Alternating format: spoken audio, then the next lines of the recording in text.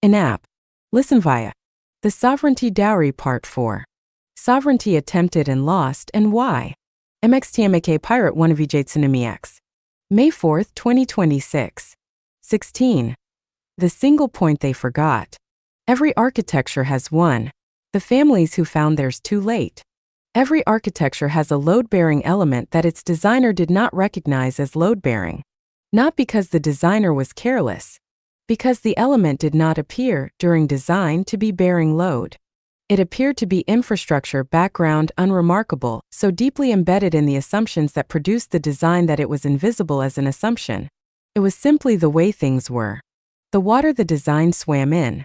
The condition so basic that the design took it as given rather than examining it as a variable. And then conditions changed. And the element that had been invisible as load-bearing became visible as failing. And the architecture, which had been maintained with extraordinary care across every element the designer had recognized as significant, failed at the element they had not. The failure was not dramatic. It was not the vault breach, the jurisdictional collapse, the legal proceeding that extracted in a single action what the architecture had spent years protecting. It was quieter. A slow degradation. The withdrawal of something so foundational that the architecture's designers had not built a recovery pathway for its loss, because they had not imagined the loss as possible. By the time the withdrawal was visible, the architecture had already been compromised at depths the surface inspection had not revealed. The families who found their single point too late did not find it through failure of vigilance. They found it because the single point was the thing they had least been able to see, by virtue of being, to them, the most obvious thing in the world. The first family. The single point was time. Specifically, the assumption that the generating party would be present and functional during the architecture's most critical transition period. This is not a naive assumption. It is a reasonable one, calibrated against the statistics of human lifespan, adjusted for the longevity work that the family had incorporated into their biological layer, supported by the health monitoring systems that the architecture maintained at considerable ongoing expense. The statistics were on their side. The reasonable assumption was reasonable. And then an event occurred that the statistics described as unlikely but that the statistics had never claimed was impossible. A medical event. Not fatal. The family's medical infrastructure responded with the speed and quality that the investment in it had been designed to ensure. Not permanent, the recovery was complete within 8 months. But during those 8 months, the generating party was not present and functional in the ways the architecture required. The key architecture continued to function. The legal structures held. The jurisdictional positions were maintained. But the relational architecture, the network of human relationships that the design documents described as load-bearing, but that no protocol had been written for managing in the generating party's absence, degraded. Not catastrophically, in the specific way that unattended relationships degrade. Through the accumulation of unaddressed tensions. Through the drift of interests that had been aligned through regular engagement and were now, without that engagement, drifting toward their natural divergence. Through the specific vulnerability of relationships whose alignment had always been maintained through the generating party's active investment, and which, in that investment's absence, revealed that the alignment had been the investment rather than the relationship. 8 months. The key architecture lost nothing. The relational architecture lost 3 relationships whose recovery required 4 years of intensive repair work and produced, even at the repair's completion, a structural configuration that was less robust than the one the medical event had interrupted. Not ruined. Diminished. The single point was the assumption that the relational architecture would maintain itself during the generating party's absence. That the relationships were stable enough to hold without the ongoing engagement that had been maintaining them. They were not. The family documented this in their codebase with the clinical honesty the protocol required. The documentation took longer to write than most entries. Not because the facts were complicated. Because the generating party found it difficult to acknowledge that the relationships they had believed were genuine, that they had experienced as genuine, and in many respects were genuine, had contained a dependency on their own active maintenance that they had not recognized. Had not wanted to recognize. Because recognizing it would have required acknowledging that the relationships were, in part, relationships with their investment rather than with them. The documentation acknowledged this. It specified the recovery protocol. It opened the issue: how to build relational maintenance into the architecture in a form that did not depend on the generating party's continuous presence. The issue remained open for years. It was eventually closed, partially, by the second generation's development of the positive inward relationship architecture. Not a coincidence. The same family, the daughter who had grown up watching the relational degradation during the medical event, had developed, through that specific formative experience, the specific interest in the positive model that had produced the finding. The bug had produced the correction. The single point, found too late to prevent the damage, had become the seed of the development that partially addressed it, which was not consolation, but was the architecture's honest record of how understanding actually advanced. Through cost. Through the specific learning that only failure produced. The second family. The single point was language. Specifically, the assumption that the architecture's fundamental premises were communicable, that the code-based documentation, however carefully written, conveyed to the heir not just the conclusions but the understanding that had produced them. The heir was intelligent. The documentation was thorough. The epistemic's endowment had been implemented with genuine care. The heir had read the codebase, had asked the questions the codebase provoked, had received honest answers, had demonstrated, in every domain the council could assess, the structural competencies the assessment required. The council had transferred stewardship. The heir had assumed it. And then, over the following 3 years, had made a series of decisions that were each individually reasonable, each supportable by reference to specific elements of the codebase, each defensible in the terms the architecture's philosophy provided, that together produced an outcome the architecture had been specifically designed to prevent. Not through betrayal, through misunderstanding. The heir had understood the architecture's conclusions, had not understood the reasoning that had produced them in the depth that would have allowed them to recognize when the conclusions were being applied in contexts they had not been designed for. The specific failure.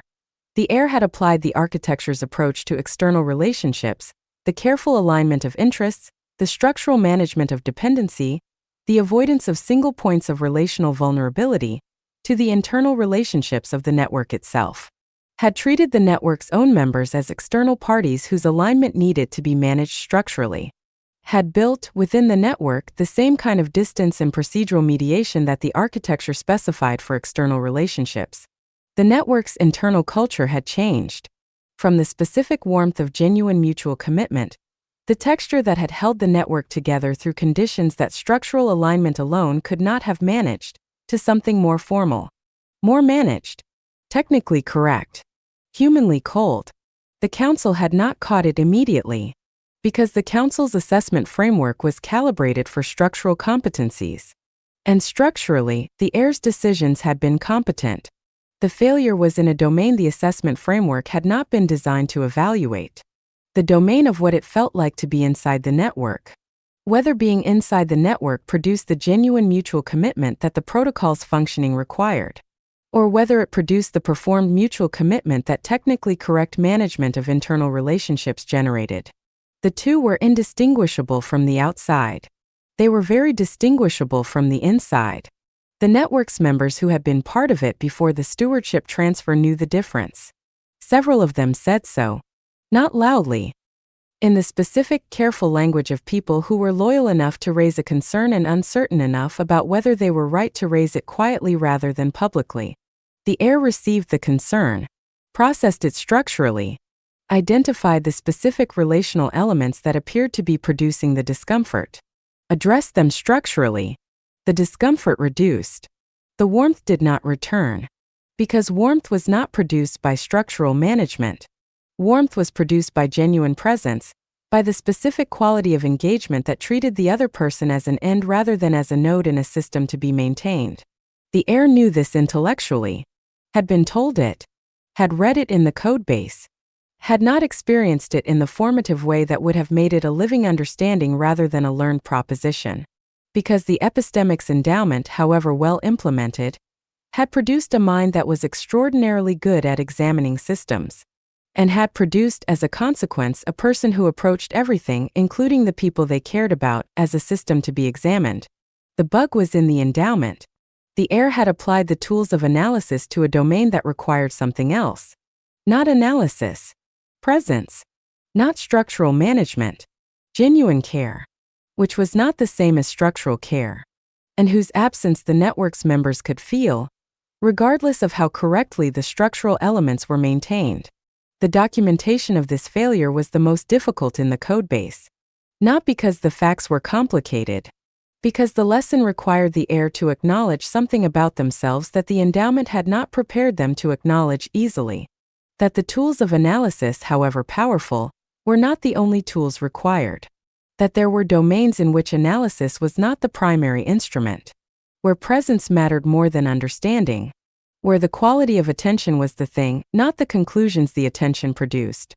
Where being with another person was the work, not the starting point for the work.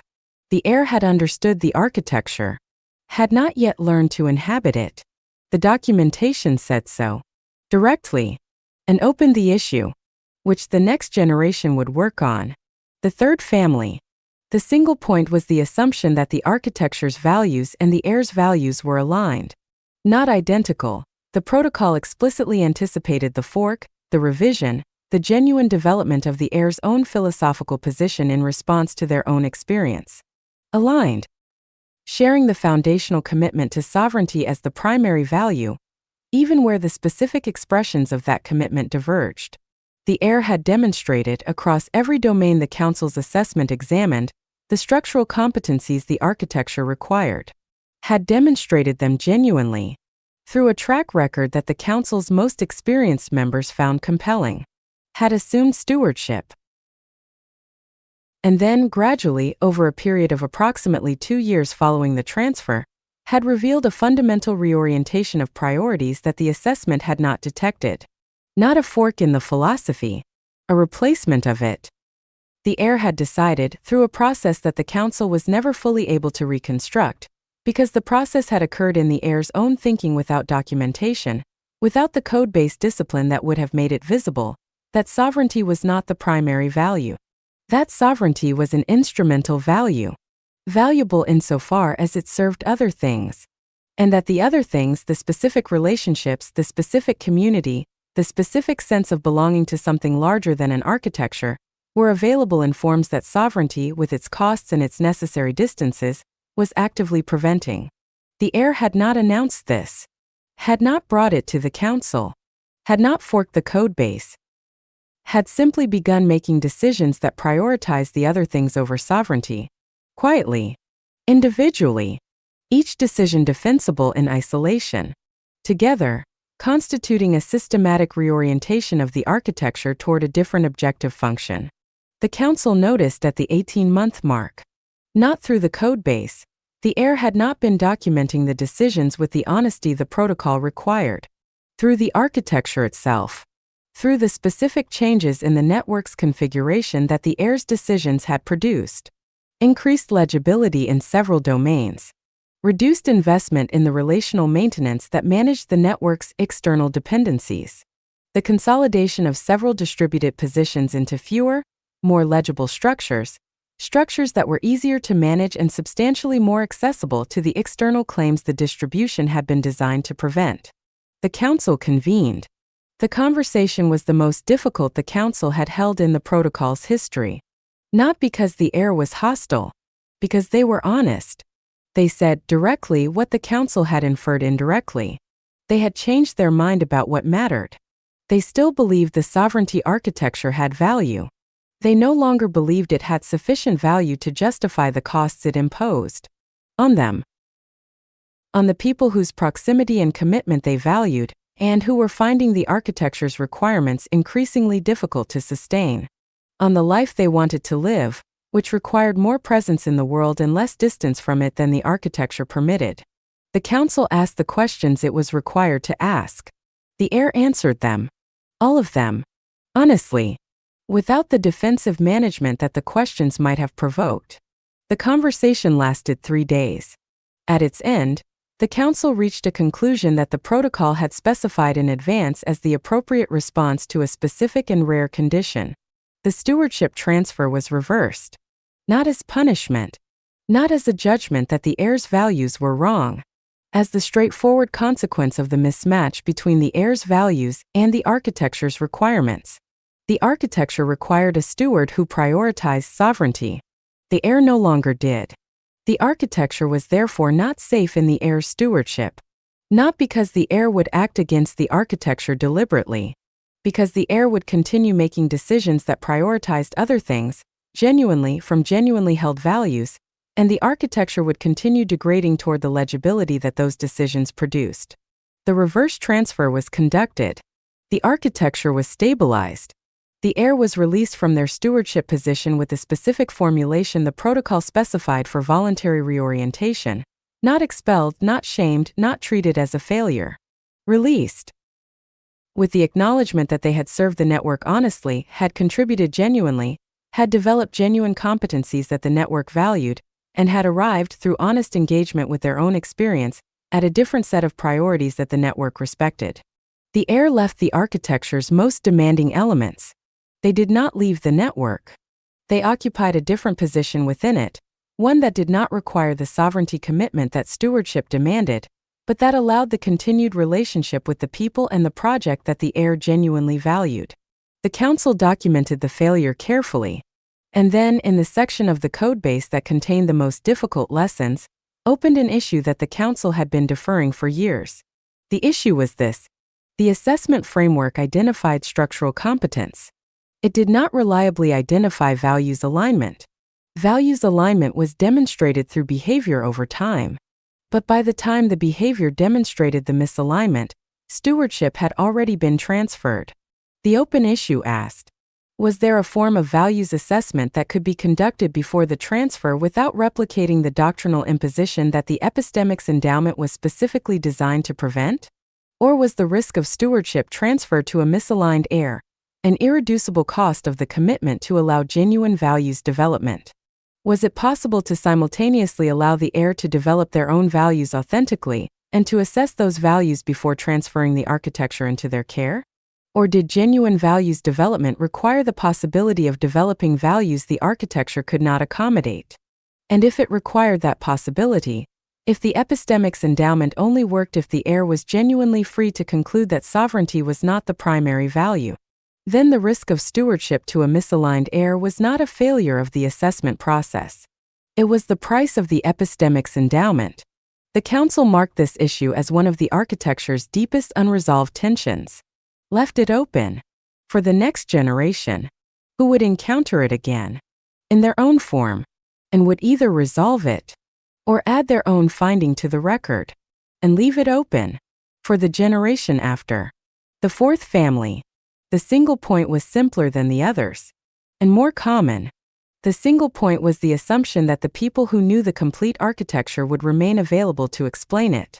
Not immortality, not the denial of mortality. The assumption that the transition between the current stewards and the next generation would be managed, that there would be time and clarity, and the specific quality of presence that genuine transmission required. That the architecture would not have to be re-derived from the codebase alone. That there would be someone present who had built it, who could answer the questions that the codebase documentation had not anticipated, who could provide the context that no document could fully contain. Who could say, this is what I meant by that. And this is why that decision was harder than it looks in the record. And this is the thing I almost documented and didn't, and here is what it is. The family had been thorough. The codebase was comprehensive. The documentation was honest. The air had been well prepared. And then an accident, the specifically mundane, non-statistically significant, entirely random kind of accident that the most sophisticated longevity protocols in existence could reduce but not eliminate, had removed the last steward who had been present during the architecture's initial construction. Suddenly, without the transition period the design had assumed, the air was left with the codebase, thorough, honest, comprehensive, and containing, in the places where the most important things lived, the residue of 1,000 decisions that the documentation described but did not fully convey. Because the full conveyance required the person who had made the decision, who knew, in a way that no documentation could capture, the texture of the uncertainty in which it had been made, the alternatives that had felt equally viable until the specific moment when they hadn't. the considerations that had not made it into the documentation because they had seemed too obvious to write down, which were, precisely because they had seemed too obvious, the considerations most likely to be non-obvious to someone who had not been there. The heir worked with what they had. They were competent. They had the structural literacy, the generative capacity, the tolerance for open systems that the endowment had developed. They managed. But managing from the codebase alone was different from managing with the person who had written it. The architecture they maintained was the architecture of the documentation, not the architecture of the understanding. These were not the same.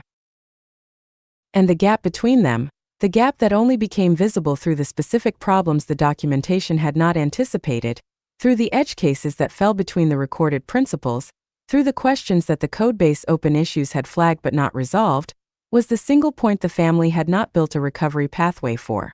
Because the recovery pathway required a person, a specific person, who was no longer available. The heir addressed this in the only way available to them.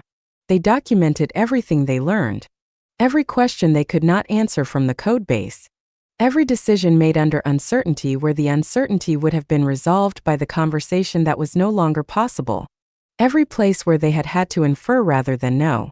They marked all of it explicitly, and they committed to something the previous generation had not committed to with sufficient specificity. Not just documentation of conclusions, documentation of conversations.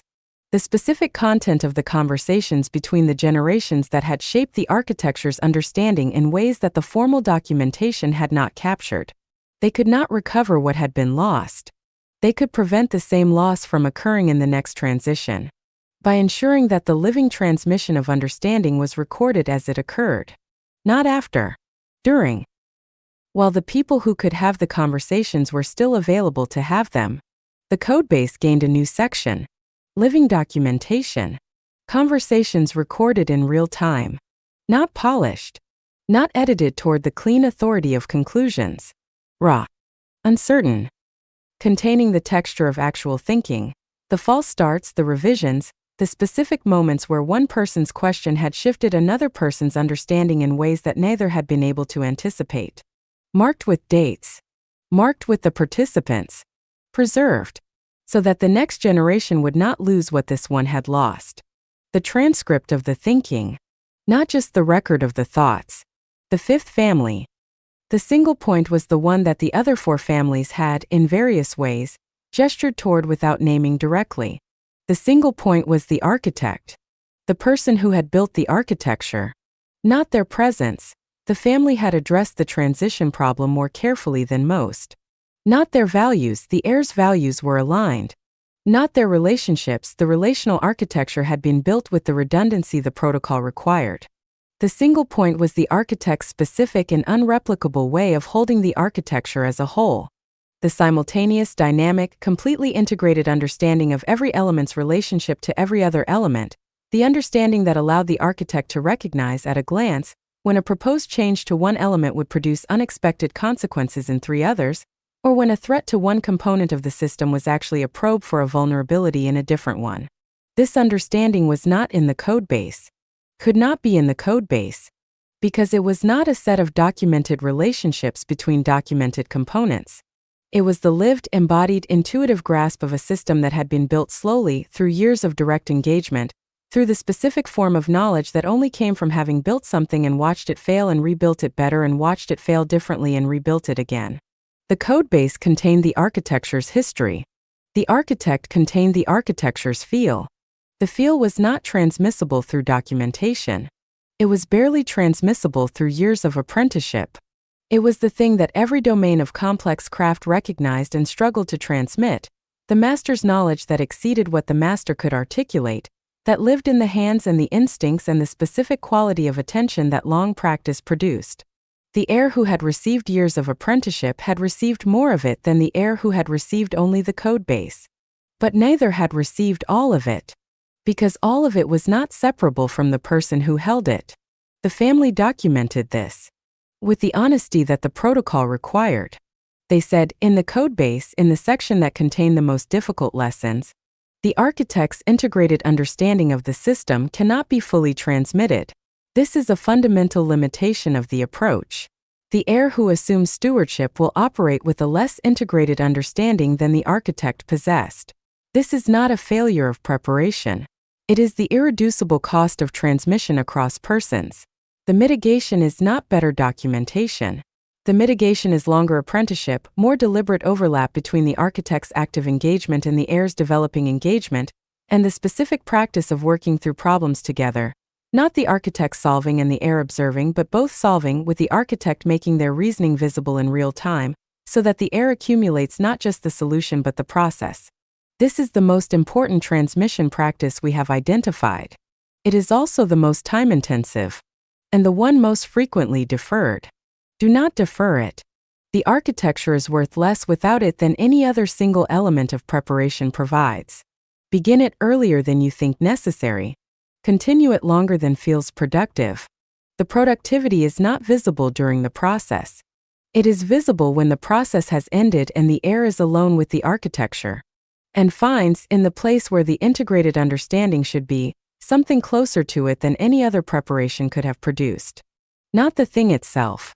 Closer to it, which is the best available outcome, and the outcome worth working toward. The 5 families did not fail entirely. This needs to be said. The failures were real. They cost what they cost. They produced the specific degradations that they produced. But the architecture survived. Modified. Diminished in specific ways from what they had been before the failure. Enhanced in specific ways by the understanding the failure had produced. The failures had been documented. The documentation had been incorporated into the codebase. The codebase had been read by the next generation. The next generation had built differently. Not without their own failures, different failures in different places at different costs, but without the specific failures that the prior generation's documentation had made legible. This was not consolation. It was the architecture's honest account of what it could achieve. Not the prevention of failure. The prevention of the same failure twice. Which was the most that any architecture could offer. Which was, it turned out, enough. Enough to persist. Enough to transmit. Enough to reach the next generation with something worth inheriting. Even diminished. Even modified. Even marked in every section that had been revised in the wake of a failure with a specific notation that meant, here is where we were wrong and what it cost and what we built from the cost. The notation was not shameful. It was the architecture's proof of life. The evidence that the system was still alive.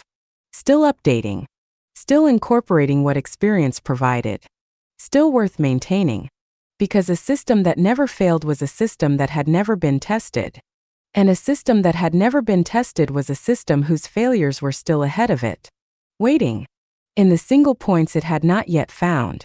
That it would find. At the worst possible time. As single points always revealed themselves. At the moment of maximum consequence. Which was not a reason to fear them. It was a reason to document everything. Honestly. Without softening. For whoever came next. Who would find different single points. In different places. Different costs. And document those too. And pass it forward. Unfinished. As it always had been. As it always would be. The Sovereignty Dowry. Part 4: The Failures. Sovereignty attempted and lost, and why. 17. The heir who wanted a country. On the children who traded stateless freedom for legible belonging. The gap is cold. This is the thing the architecture's designers understood intellectually and experienced only partially, because they had entered the gap from the warmth of the conventional world, carrying the memory of belonging that the gap was an exit from. They knew what they had left. The gap was bearable because leaving had been a choice. The heir who was born into the gap had made no such choice. They had not left the warmth. They had never been inside it. The gap was not their exit. It was their origin. And origins, however carefully chosen by the people who established them, are not experienced as choices by the people who are born into them. They are experienced as the world. As simply how things are. As the specific texture of reality that the developing mind takes as the baseline against which everything else is measured. The heir born into the gap measured everything against the gap. And the gap measured against itself was not cold. It was simply home. Until the heir encountered something else. and felt for the first time what warmth was, and understood, with the specific clarity of contrast, what they had never had. The encounter with warmth took different forms for different heirs. For some it was a person, an individual encountered in the course of the network's operations, or in the educational engagements the architecture facilitated, or simply in the ordinary movement through a world that the architecture navigated without fully inhabiting.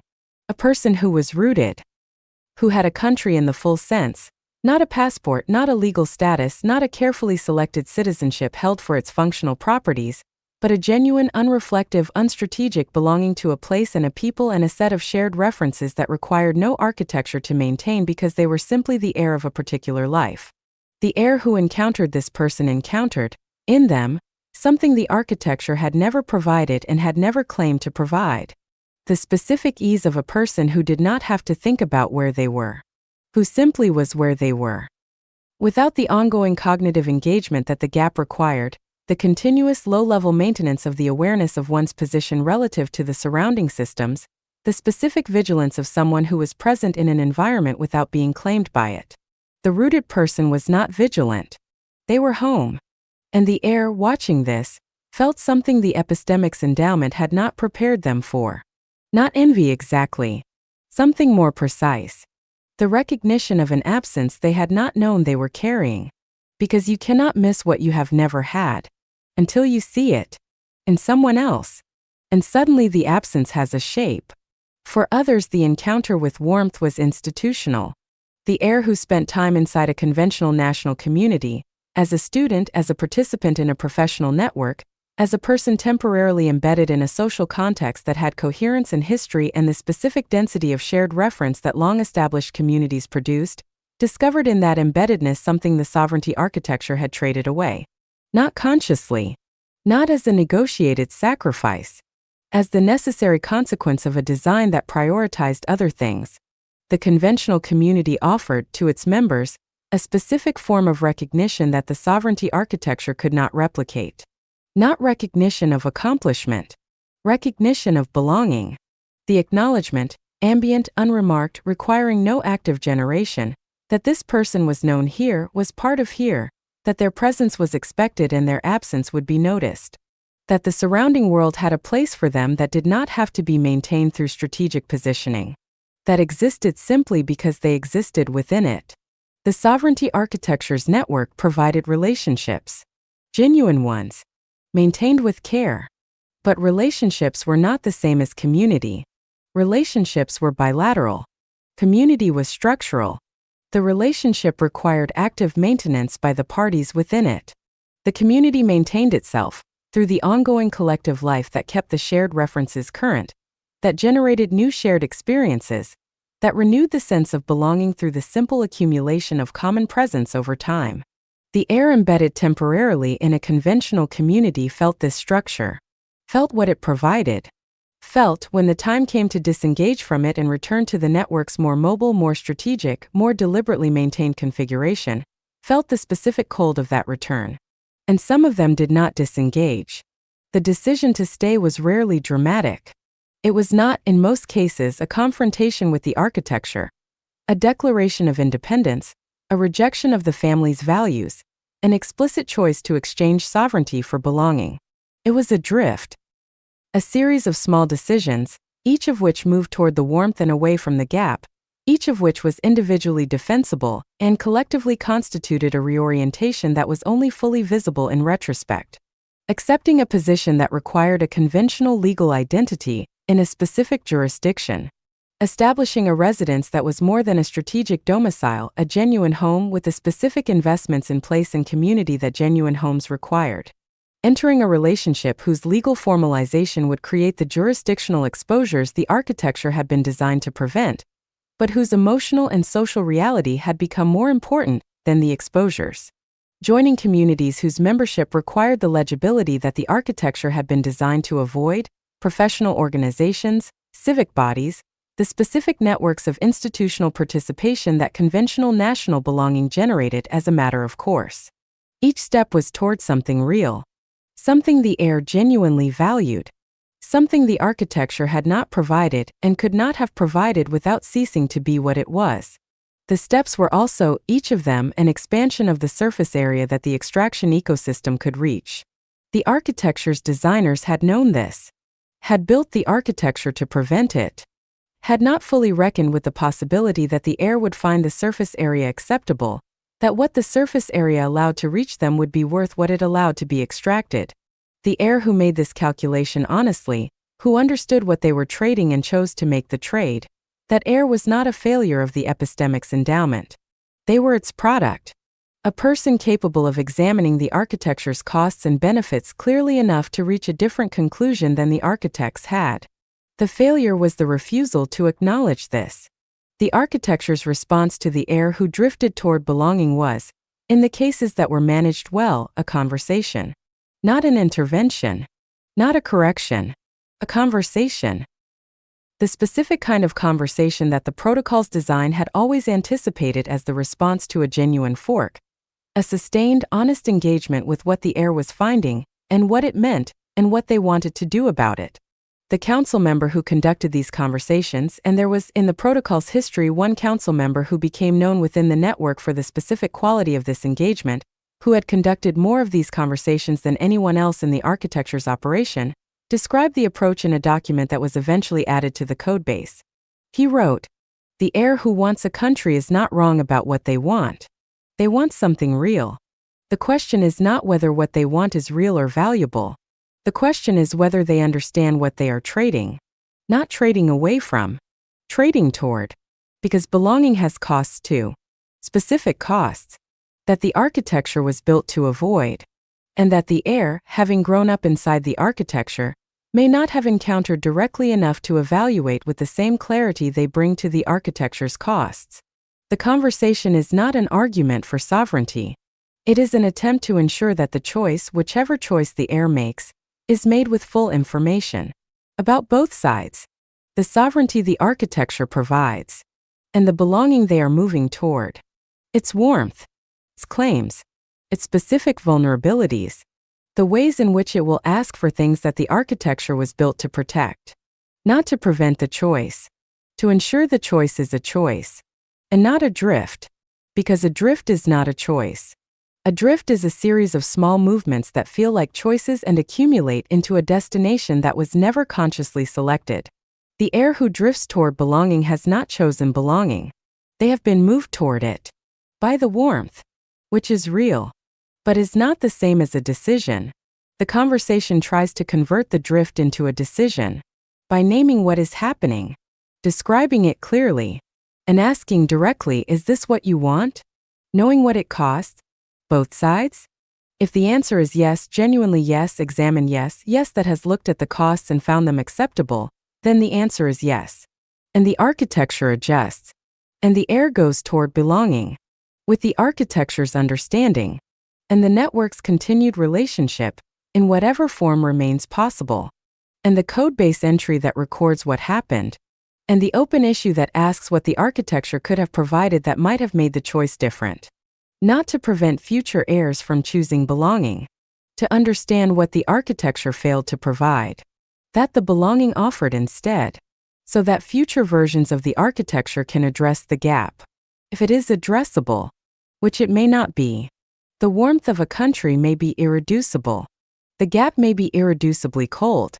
And some heirs may find the cold unacceptable. However well-formed their epistemics. However complete their understanding. The gap is cold. That is simply true.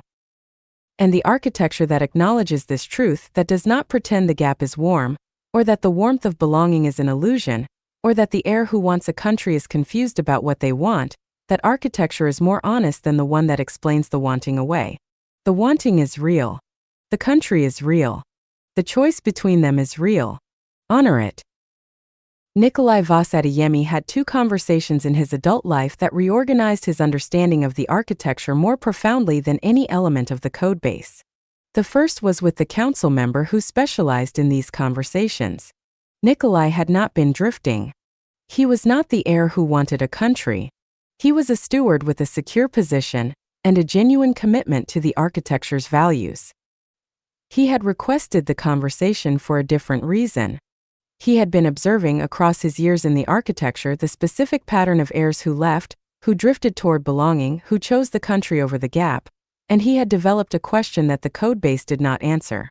He brought the question to the conversation. He said, of the heirs who chose belonging over sovereignty, the ones who made the choice clearly after the conversation with full information about both sides, how many of them found what they were looking for? The council member was quiet for a long time.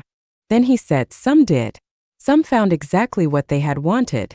The warmth was real and the belonging was genuine and the costs were acceptable to them. He said some did not. The belonging was not as warm once they were inside it as it had appeared from the outside. The claims were more demanding than they had anticipated. The legibility they had accepted produced extractions they had not fully imagined. And the architecture, the gap, the sovereignty, the specific kind of freedom that the cold provided, was no longer available to them in the form they had left.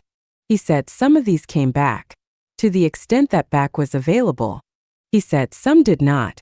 Nikolai said, what was the difference between the ones who found what they wanted and the ones who didn't? The council member said, I've been trying to identify it for 15 years. I don't have a clean answer. He said, what I have is an observation. The heirs who found what they wanted in belonging were, in most cases, heirs who had encountered genuine belonging, who had found a specific place and people that were genuinely theirs, not the idea of belonging but an actual instance of it. The belonging they chose was particular, concrete. They could name it. He said, the heirs who did not find what they wanted were, in most cases, heirs who were moving toward belonging as a category, toward the warmth in the abstract, toward what they imagined belonging would feel like, based on what they had observed in people who had it. He said, the imagination of warmth is not warm. He said, and the architecture cannot be traded for the imagination of something.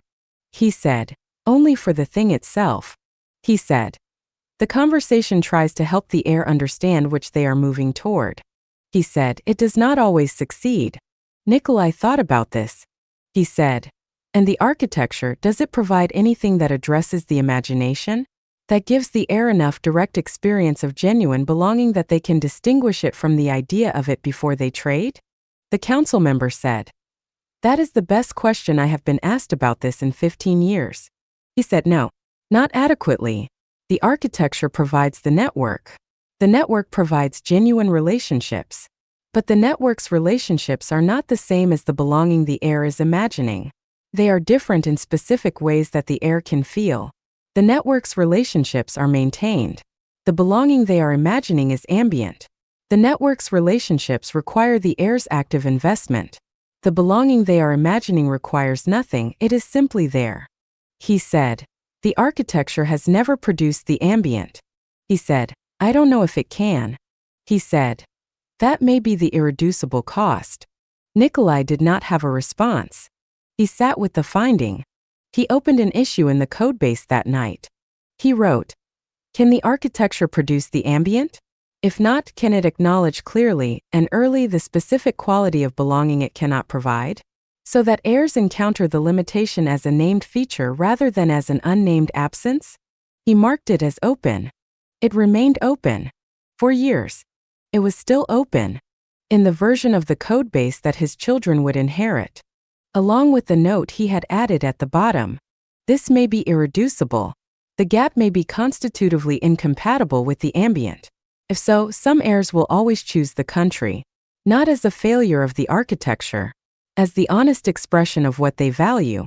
Honor it, document it, and ask in every generation whether anything has changed, whether the architecture has found a way to provide what it has not yet provided, or whether the cost remains, and remains worth paying, for the people who find it so. The second conversation that reorganized Nikolai's understanding was not with the council member. It was with an heir who had left, 15 years prior, who had chosen the country clearly and explicitly, and with the full information the conversation had provided, who had found, genuinely found, what she had been looking for, who was rooted, who belonged, who had a country in the fullest sense. And who, 15 years into that belonging, had asked to speak with someone from the network. Not to return. Not to critique. To say something she had understood only from the inside of belonging, that she had not been able to understand from the outside, and that she thought the architecture should know. She said, "The belonging is real. What I found is real. I was right that it was what I wanted." She said, "And the belonging asks for things." She said, "Continuously." She said, "Not in the way the codebase described. Not in the large extractive ways that the architecture was built to prevent. In smaller ways. Constant ways." She said, "The country asks for your attention, for your participation, for your investment in its ongoing life, for your presence at its rituals and your engagement with its conflicts, and your contribution to its maintenance."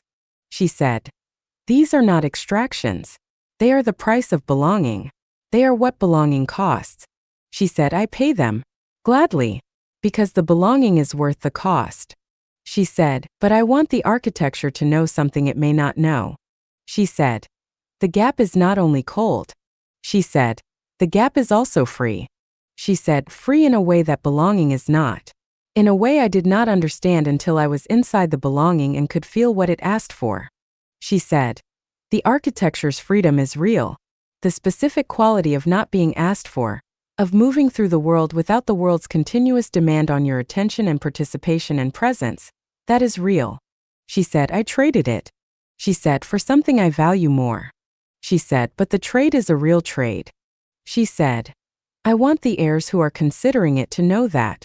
She said, "Not to prevent them from making it." She said, "To ensure they know what they are trading." She said, "Both directions." She said, "Because the conversation, the good conversation, the one the council member conducts, describes what sovereignty offers and what belonging costs." She said, "It should also describe what belonging offers and what sovereignty costs." She said, "Not as argument." She said, "As information." She said, "The heir who chooses clearly, knowing both sides, is making a genuine choice." She said, "I made one." She said, "It has been worth it." She said, "I want them to be able to make one too." Nikolai listened. He went back to the codebase. He found the section documenting the conversations. He added to it. Not a revision. An addition. Her words, rendered as accurately as he could render them, attributed to her with her permission, marked as the testimony of an heir who had chosen belonging and found it and wished to contribute to the architecture she had left.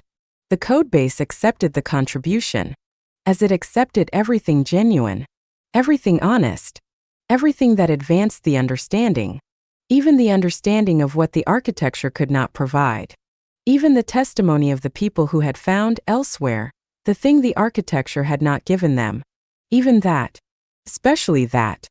Because the architecture that could not hear from the people who had left it was an architecture that had already failed at the thing that mattered most. The commitment to accuracy over comfort. The willingness to know. Whatever the knowing cost. The heir who wanted a country was not the architecture's failure. The architecture's failure was the conversation it had not had early enough. Not the conversation about sovereignty. The conversation about the gap. Its specific coldness. What it cost to live in it. What it provided that the warmth could not. What the warmth provided that it could not. Both sides. Fully. Early. Before the drift had accumulated into a destination. When the heir could still choose. Clearly. Having examined both. Not having drifted toward one. The conversation had early did not prevent the choice of belonging. It made the choice genuine. Which was the architecture's deepest commitment. Not to sovereignty. To the conditions in which genuine choice was possible. And genuine choice required genuine information. About the gap. And about the warmth. Neither idealized. Neither dismissed. Both real. Both costly. Both worth what they were worth. To the specific person. Making the specific choice. At the specific moment. With the specific life available to them, which the architecture had tried with varying degrees of success and failure, to give them the tools to evaluate. Not to determine. To evaluate. The determining was always the heir's. The architecture's job was only to ensure that the determining was done clearly, with open eyes, in full light, which was the hardest thing to provide, and the most important, and the one the architecture kept failing at. And kept trying to do better. generation after generation. In the cold of the gap, which was not only cold, which was also free. The sovereignty dowry. Part 4. The failures. Sovereignty attempted and lost, and why. 18. The marriage vulnerability. How one transfer protocol undid 3 generations of jurisdictional engineering. The oldest attack vector is also the most effective. Not because it is sophisticated, because it is warm. The sovereignty stack defended against cold threats with cold precision, legal mechanisms mapped, jurisdictional gaps identified, claim surfaces minimized, key architectures distributed across nodes whose simultaneous compromise required a level of coordinated adversarial effort that most threats could not sustain. The cold threats encountered cold architecture. They found no purchase. The warm threat was different. The warm threat did not probe the architecture. It approached the architect, not with legal instruments, with attention. With the specific quality of attention that a person who had grown up in the gap, who had lived with the architecture's necessary distances, its strategic management of relational proximity, its careful limitation of the surface area that genuine closeness exposed, had rarely experienced directed at them without an agenda they could identify and account for. The warm threat did not have an agenda. Or rather, it had one, as all human beings have agendas, as all relationships serve the interests of their participants, but the agenda was not extractive in any form the architecture's defenses had been designed to recognize. The agenda was simply to be close, to know and be known, to occupy, in the sovereign individual's life, the specific place that no protocol could fill and no key architecture could replicate and no jurisdictional position could substitute for. The place of a person who was genuinely there. Without strategy, without management, without the careful calibration of proximity that the sovereignty stack required of every relationship that came within reach of the architecture's load-bearing elements. The warm threat was love. And love, in the post-scarcity era's legal framework, remained a transfer protocol, the most effective one ever devised, because it was the only one the target wanted to accept. The Brennanose family had spent 3 generations building a jurisdictional architecture of considerable elegance. The first generation had assembled the foundational elements, the flag state birth structure, the initial key architecture, the distributed asset positions across 4 jurisdictions whose interaction produced the claim minimization the architecture required. The second generation had refined and extended, had identified the single points the first generation had missed, had recalibrated the genomic layer's interaction with the legal layer, had developed the code-based discipline that the first generation had practiced informally and the second formalized. The third generation had inherited a system that, in the assessment of the council members who had observed its development across 60 years, represented the most complete implementation of the protocol's principles that the network had documented. Not perfect. Complete in the sense of having addressed, through the accumulated work of 3 generations, the majority of the failure modes that prior families had encountered and documented. The third generation's heir was 31. Well-formed. Structurally competent across every domain the assessment examined. Genuinely committed to the architecture's values in the way that genuine commitment looked, not performed, not managed for the council's benefit, but evidenced through the specific texture of daily decisions made without an audience. The council had assessed him at 28. The transfer had been clean. The architecture was in competent hands. And then he met someone. The someone was not a plant. This was the first thing the council established, carefully and without accusation, in the years of analysis that followed. Not an agent of the extraction ecosystem. Not a strategic approach by a party that had identified the heir and constructed a relationship designed to reach the architecture through him. Simply a person who had encountered him in the course of a professional engagement that the architecture had authorized as sufficiently bounded to permit, who had found him interesting, who had pursued the interest with the specific persistence of someone who was not performing interest but experiencing it. The heir had found them interesting in return, had been careful, initially, with the architecture's disciplines, the management of information, the limitation of proximity, the specific vigilance that the sovereign individual maintained around every relationship that came close enough to matter. Had maintained these disciplines for 8 months. Had then encountered the specific limit of what the disciplines could provide. which was everything except the feeling of being genuinely known. The disciplines managed exposure. They did not manage the consequence of managing exposure. The consequence was that the heir was not genuinely known by anyone. The network knew him as a steward. The council knew him as an heir who had demonstrated competence. The relationships the architecture maintained knew the surface he had extended to them. Managed, calibrated, genuine within its limits but limited by design. The someone who had found him interesting was the first person in his adult life who had pressed against the managed surface with sufficient warmth and patience to make the management feel, for the first time, like loss rather than protection. He had not been prepared for this. The epistemics endowment had not prepared him for this. The codebase had not prepared him for this. Not because it had not tried. Because the preparation it offered was intellectual. And the encounter with genuine interest in a managed person was not an intellectual experience. It was a felt one. And felt experiences did not yield to intellectual preparation. They yielded to the warmth that caused them. Or they did not yield. And the person who did not yield to warmth paid the specific cost of that refusal, which the heir, examining it honestly at 31, found he was not willing to pay. The decision to pursue the relationship had been made, by the heir's account, in full awareness of what it risked. He had not drifted. He had chosen. Not without the conversation. He had brought it to the council member who conducted these conversations before he had committed to anything. The conversation had been thorough. The council member had described, with the precision the protocol required, what the relationship would create in terms of jurisdictional exposure. A genuine relationship, one pursued with the honesty the heir's formation had made instinctive, would eventually create the question of legal formalization. Legal formalization in any jurisdiction created the transfer protocol. The transfer protocol, once activated, created the exposures. The exposures were specific and documentable. The council member had documented them, had laid them out for the heir with the same clinical precision that the architecture applied to every other risk assessment. The heir had understood, had sat with the understanding, and had said after a long silence, "I know what this costs.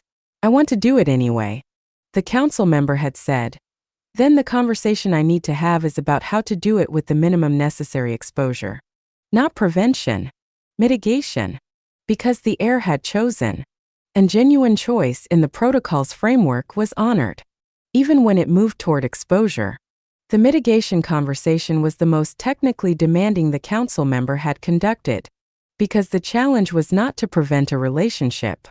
It was to enable a genuine relationship, one the heir genuinely wanted and that would collapse under the weight of obvious management into the very managed surface the heir was trying to move beyond, while simultaneously limiting the jurisdictional exposure that genuine relationship created. These objectives were in tension.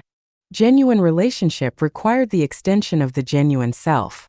Limiting jurisdictional exposure required the management of what was extended. The tension could not be fully resolved, could be acknowledged, worked within, with honesty on all sides about what was being done and why. The mitigation architecture the council member developed was not elegant. Elegance requires the alignment of objectives. The objectives here were not aligned.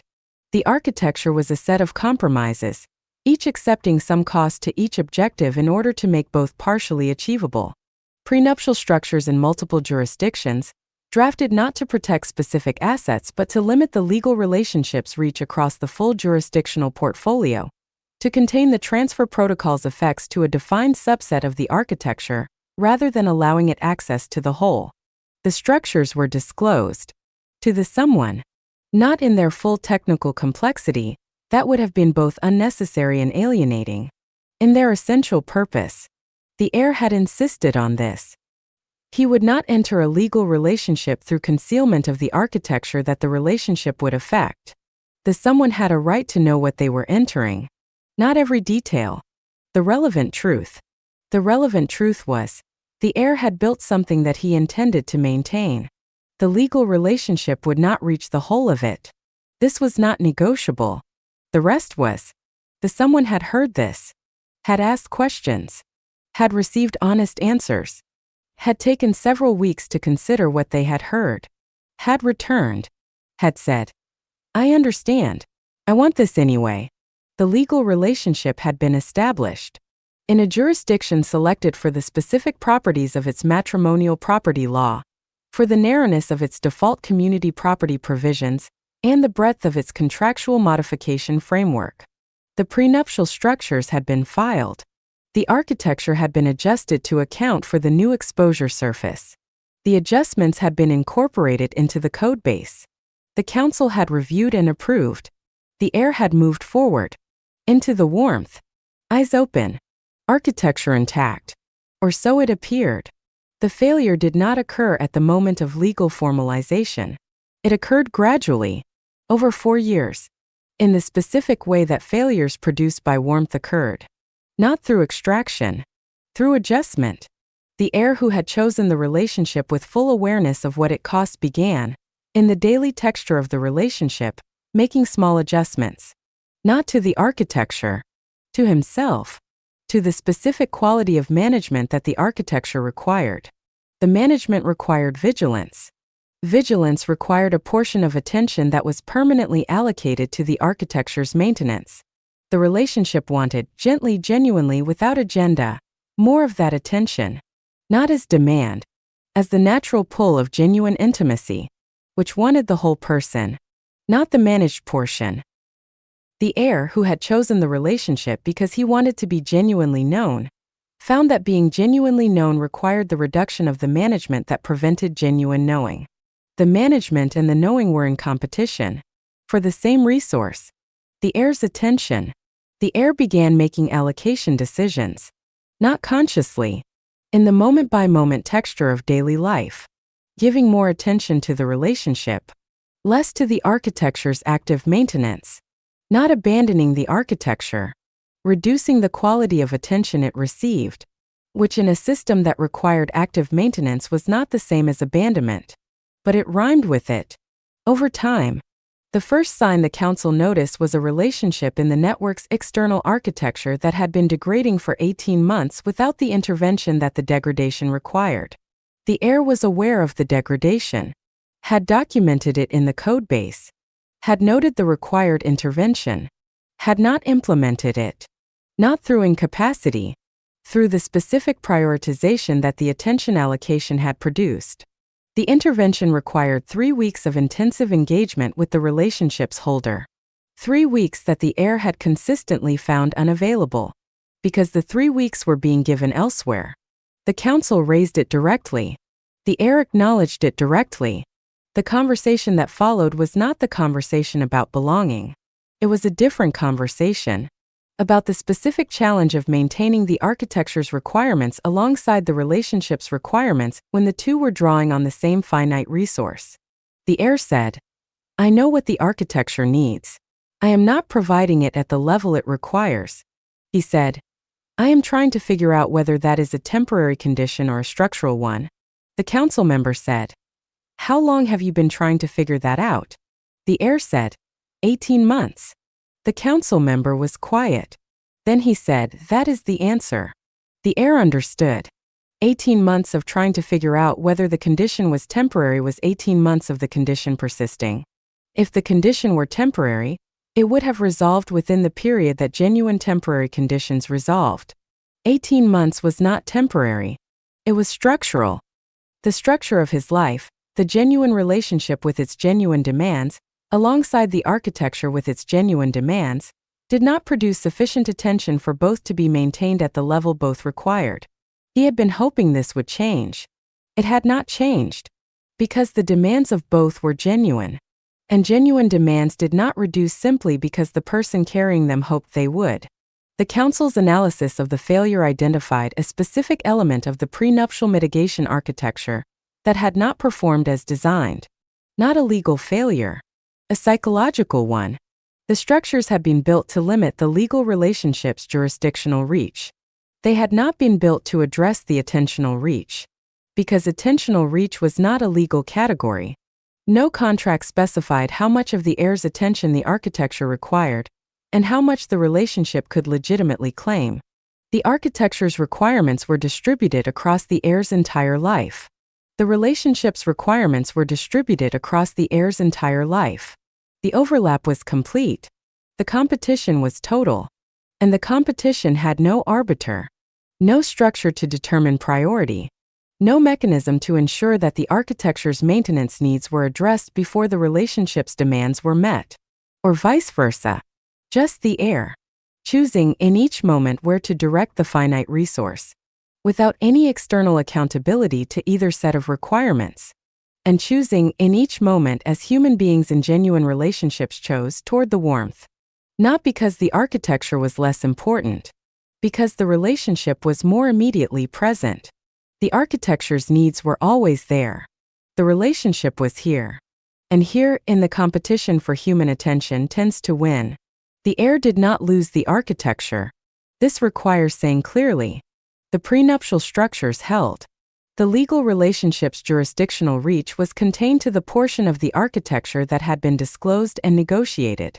The key architecture was not compromised. The distributed asset positions were not reached. The mitigation architecture had performed its legal function. What had been lost was something the legal architecture could not protect. The quality of the architecture's maintenance.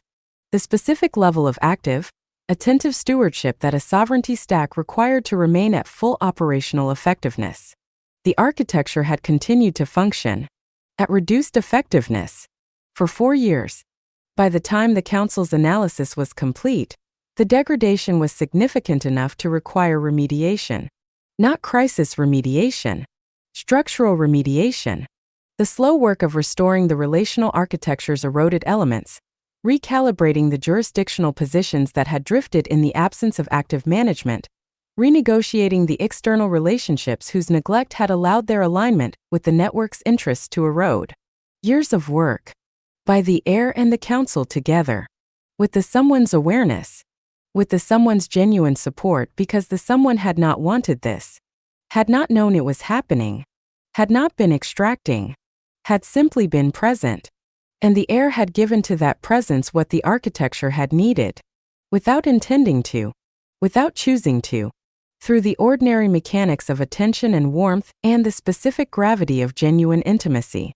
The codebase entry that documented this failure was the most widely read in the protocol's history. Not because it was the most dramatic failure. Because it was the most recognizable one.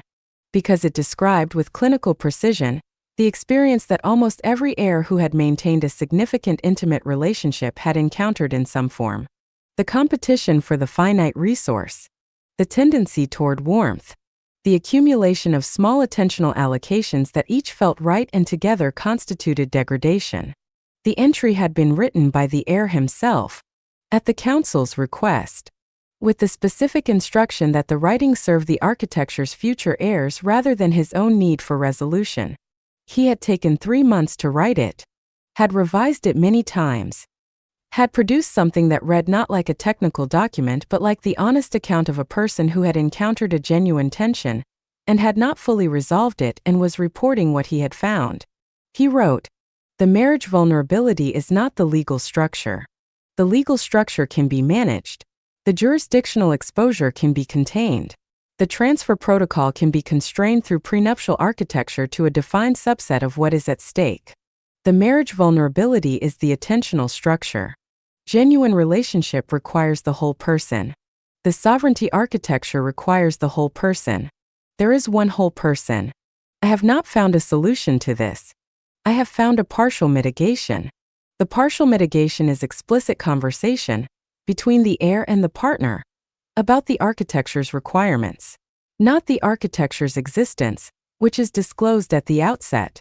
The architecture's requirements, the specific ongoing demands that maintaining it places on the heir's time and attention, the specific ways in which those demands will sometimes be prioritized over the relationship's immediate needs, the specific commitment the heir is asking the partner to accept, that the architecture will compete for attention and will sometimes win. This conversation is difficult. It is necessary. Not once. Continuously. Because the architecture's demands change as the architecture evolves.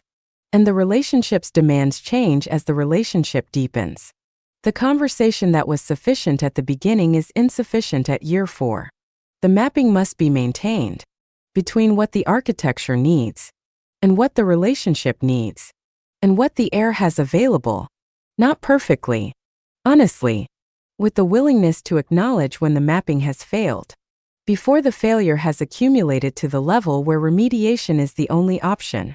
I did not maintain the mapping. I maintained the architecture and the relationship separately, each believing the other was receiving what it needed, neither receiving what it needed. The architecture degraded. The relationship survived. We are still together, because the someone is a person of extraordinary patience and genuine commitment, and had not understood what was happening any more than I had. What we have built since the council's analysis is different from what we had before. More honest, more explicitly negotiated, less comfortable, more durable. I document this because the mitigation I am now practicing is available to every heir who faces this tension, which is every heir who pursues genuine relationship, which is most of them. The mitigation does not eliminate the competition. It makes the competition visible. Invisible competition can be managed. Invisible competition only accumulates into the failure this document describes, which is recoverable, as I am recovering from it, with cost. As all genuine learning costs something, the cost was worth what it taught. I am not certain I would do it differently. I am certain I would do it more honestly, from the beginning, with the architecture's requirements on the table, alongside the relationships, not managed separately, negotiated together, by the three parties to the arrangement: the heir, the partner, and the architecture, which has requirements, which are real, which are not going away, and which deserve to be treated as the genuine stakeholder they are, not as the background, not as the infrastructure, as the third party in every significant relationship the heir pursues, whose interests must be represented, because no one else will represent them. If the heir does not, the council added one annotation to the entry, a single paragraph, written by the council member who had conducted the original conversation and the subsequent analysis. He wrote, "What this document describes, the competition between the architecture's attentional requirements and the relationships, is not a failure of the heir's commitment to the architecture. It is a failure of the architecture's design to account for the full human cost of maintaining it. The architecture was designed to manage legal exposure. It was not designed to manage the attentional economy of a whole human life. This is the gap. It is not the heir's gap. It is ours. We built a system whose maintenance requirements assumed an heir who was not also building a life. The heir built a life. The life competed with the system. This was predictable. We did not predict it adequately. The open issue this document generates is not about how to prevent heirs from pursuing genuine relationship. It is about how to design an architecture whose maintenance requirements are compatible with the full range of human commitments that a whole person will inevitably develop. We have not solved this.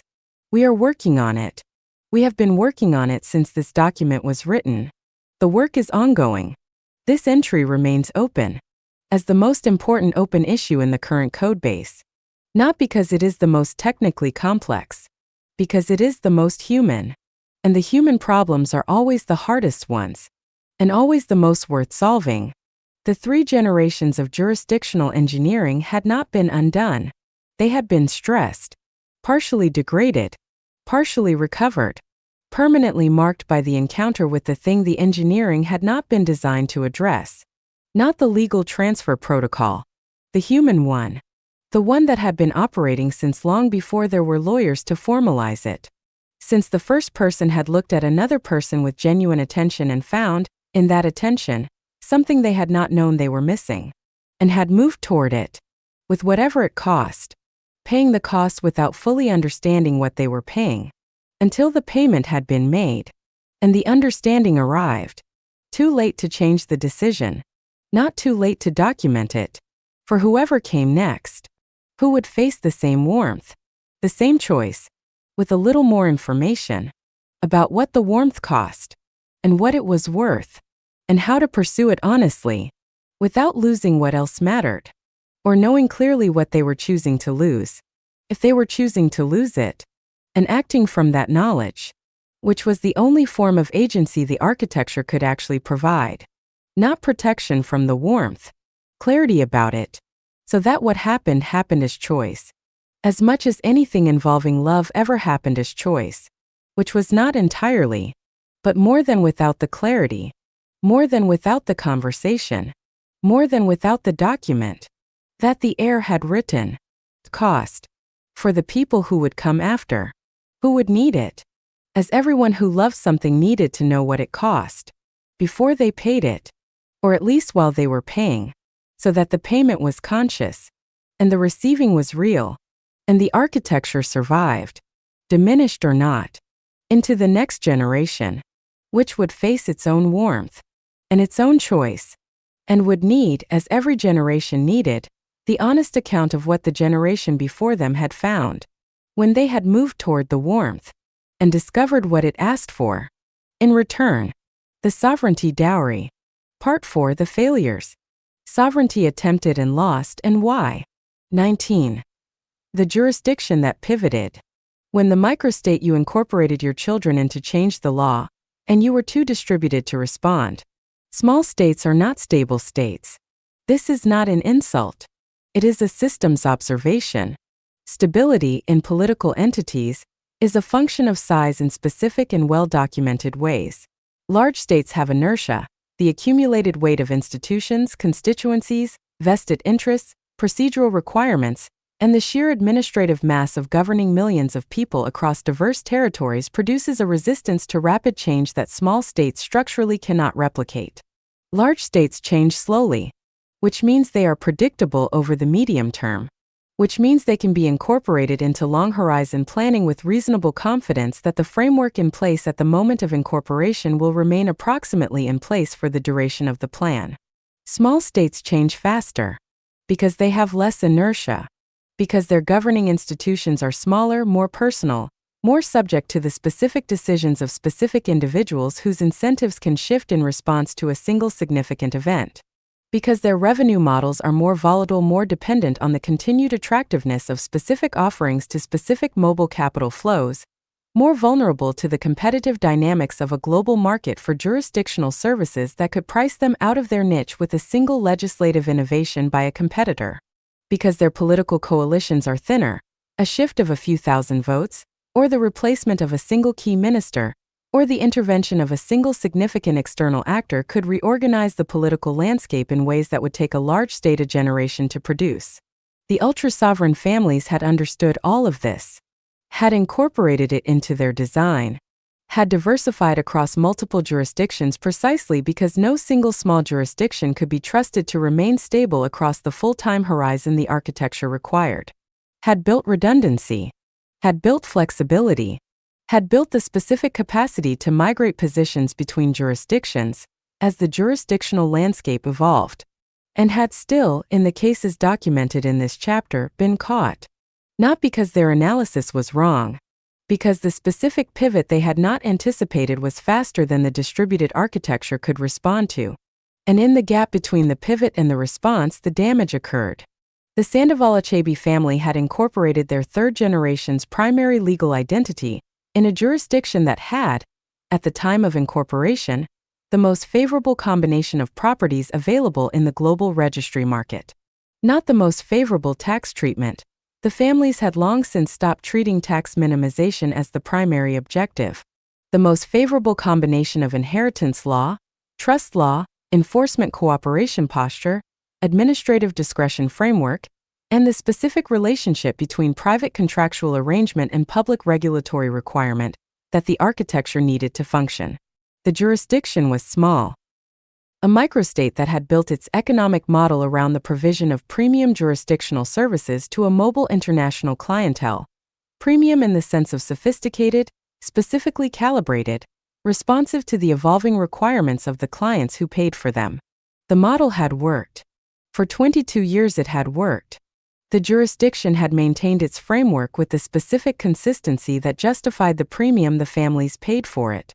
Then a single event reorganized the political landscape in 3 months. Not a revolution. Not a coup. An election whose outcome had been considered unlikely by the analysts the family retained to monitor the jurisdictional landscape, and which produced a governing coalition whose components had individually expressed, during the campaign, positions that the analysts had assessed as rhetorical rather than programmatic. The coalition's first legislative session produced legislation that was not rhetorical. It was programmatic. And the program was the reclassification of several categories of private trust arrangement, specifically including the categories the Sandoval-Achebe architecture relied on, from private contractual instruments governed by the parties' agreement to regulated financial products subject to comprehensive disclosure requirements. The reclassification did not invalidate existing arrangements. It required their disclosure. In 90 days. 90 days was not sufficient time to migrate the architecture's elements that depended on those arrangements to alternative jurisdictions. Not because the alternative jurisdictions did not exist.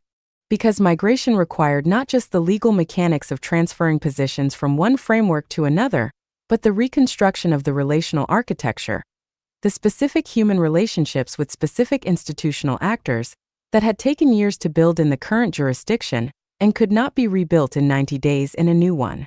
The legal mechanics could be accomplished in 90 days. The relationships could not.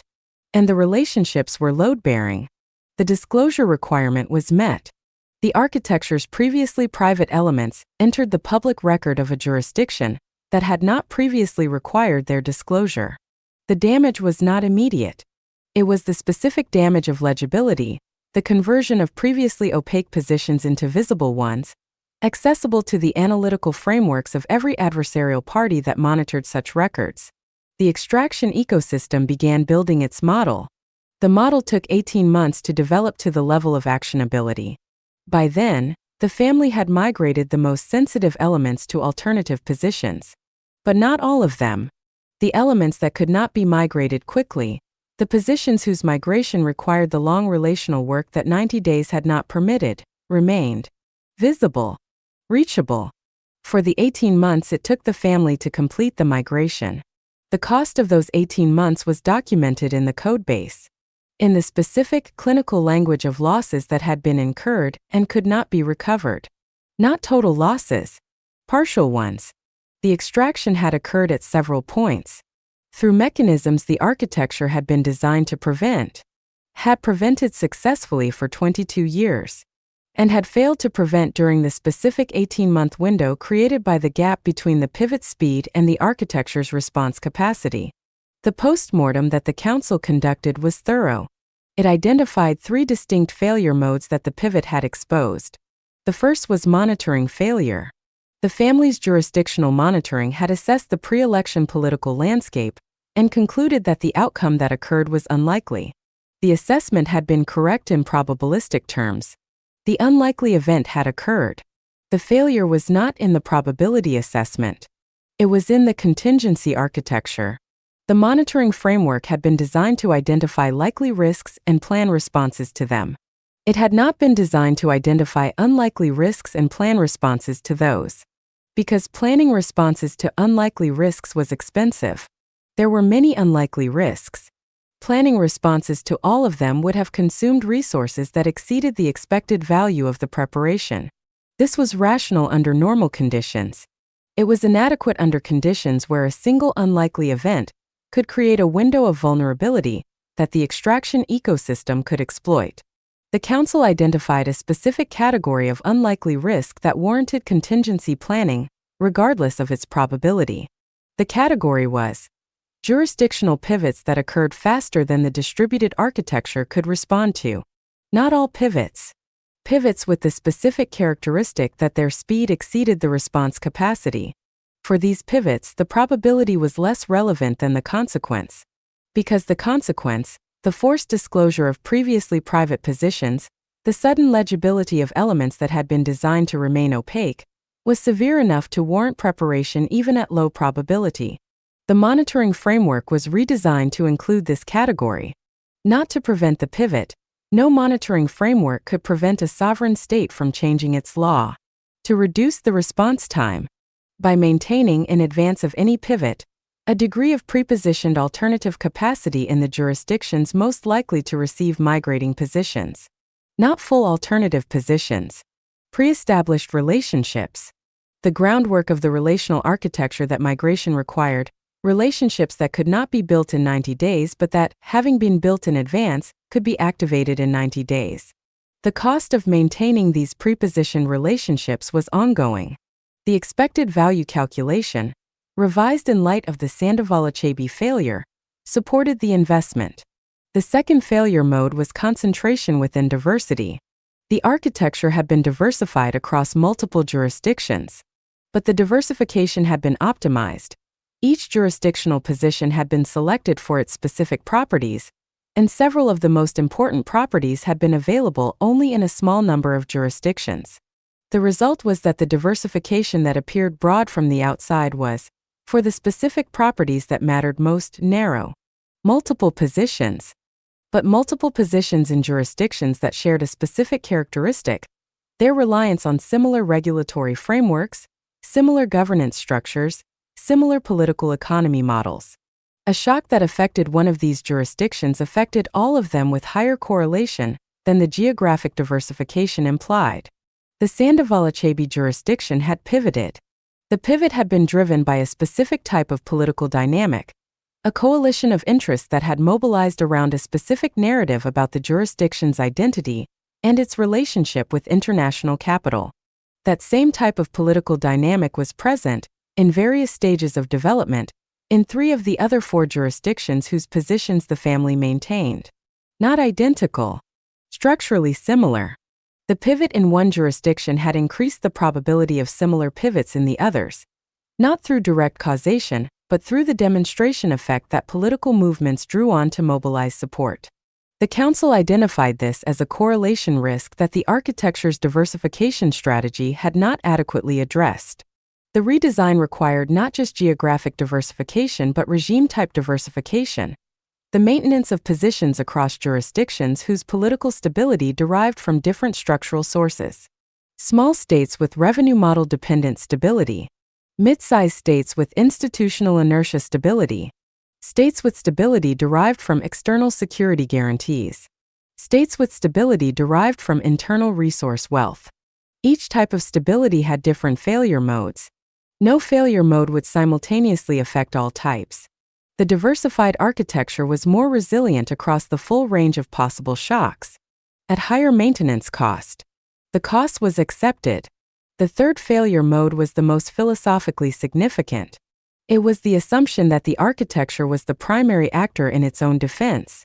The Sandoval-Achebe family had monitored the jurisdictional landscape, had maintained the code base, had implemented the Council's recommendations, had done by every assessment what the protocol required, and had still been caught by a pivot they had not anticipated in time to fully prepare for.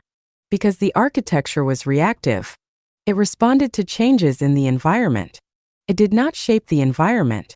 The environment, the global landscape of jurisdictional services, the political economies of the small states whose regulatory frameworks the architecture depended on, the legislative dynamics that produced pivots, was shaped by actors whose interests the architecture was not designed to engage. The Council identified in the postmortem a gap that the protocol had never adequately addressed. The architecture was designed to navigate the jurisdictional landscape. It was not designed to participate in the construction of that landscape. The families who had done both, who had invested not just in the selection of favorable jurisdictional positions, but in the maintenance of the political conditions that made those positions favorable, had experienced fewer pivot failures. Not zero, fewer. Because the political conditions that produced pivots were not immutable. They were the product of political economies that could be influenced. Not through corruption, the Council was specific about this, and the reasons were strategic rather than merely ethical. Corrupted political actors were leverage points for other actors who wished to use the same corruption against the family's interests. Through the legitimate mechanisms by which economic actors participated in political economies. Investment that created genuine local value. Employment that generated genuine community benefit. Contribution to the institutional development that made the jurisdiction a more attractive and stable regulatory environment for all its clients. Not philanthropy. Aligned interest.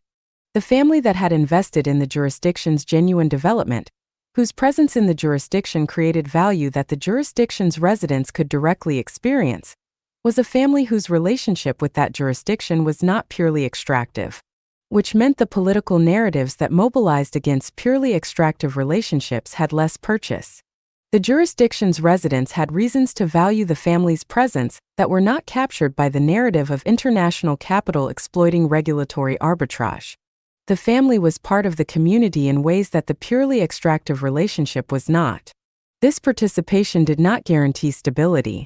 It reduced the probability of the specific type of pivot that the Sandoval-Achebe family had experienced, the pivot driven by the narrative that the jurisdiction's regulatory framework served international capital at the expense of local interests. That narrative was harder to sustain when the international capital had demonstrably served local interests as well.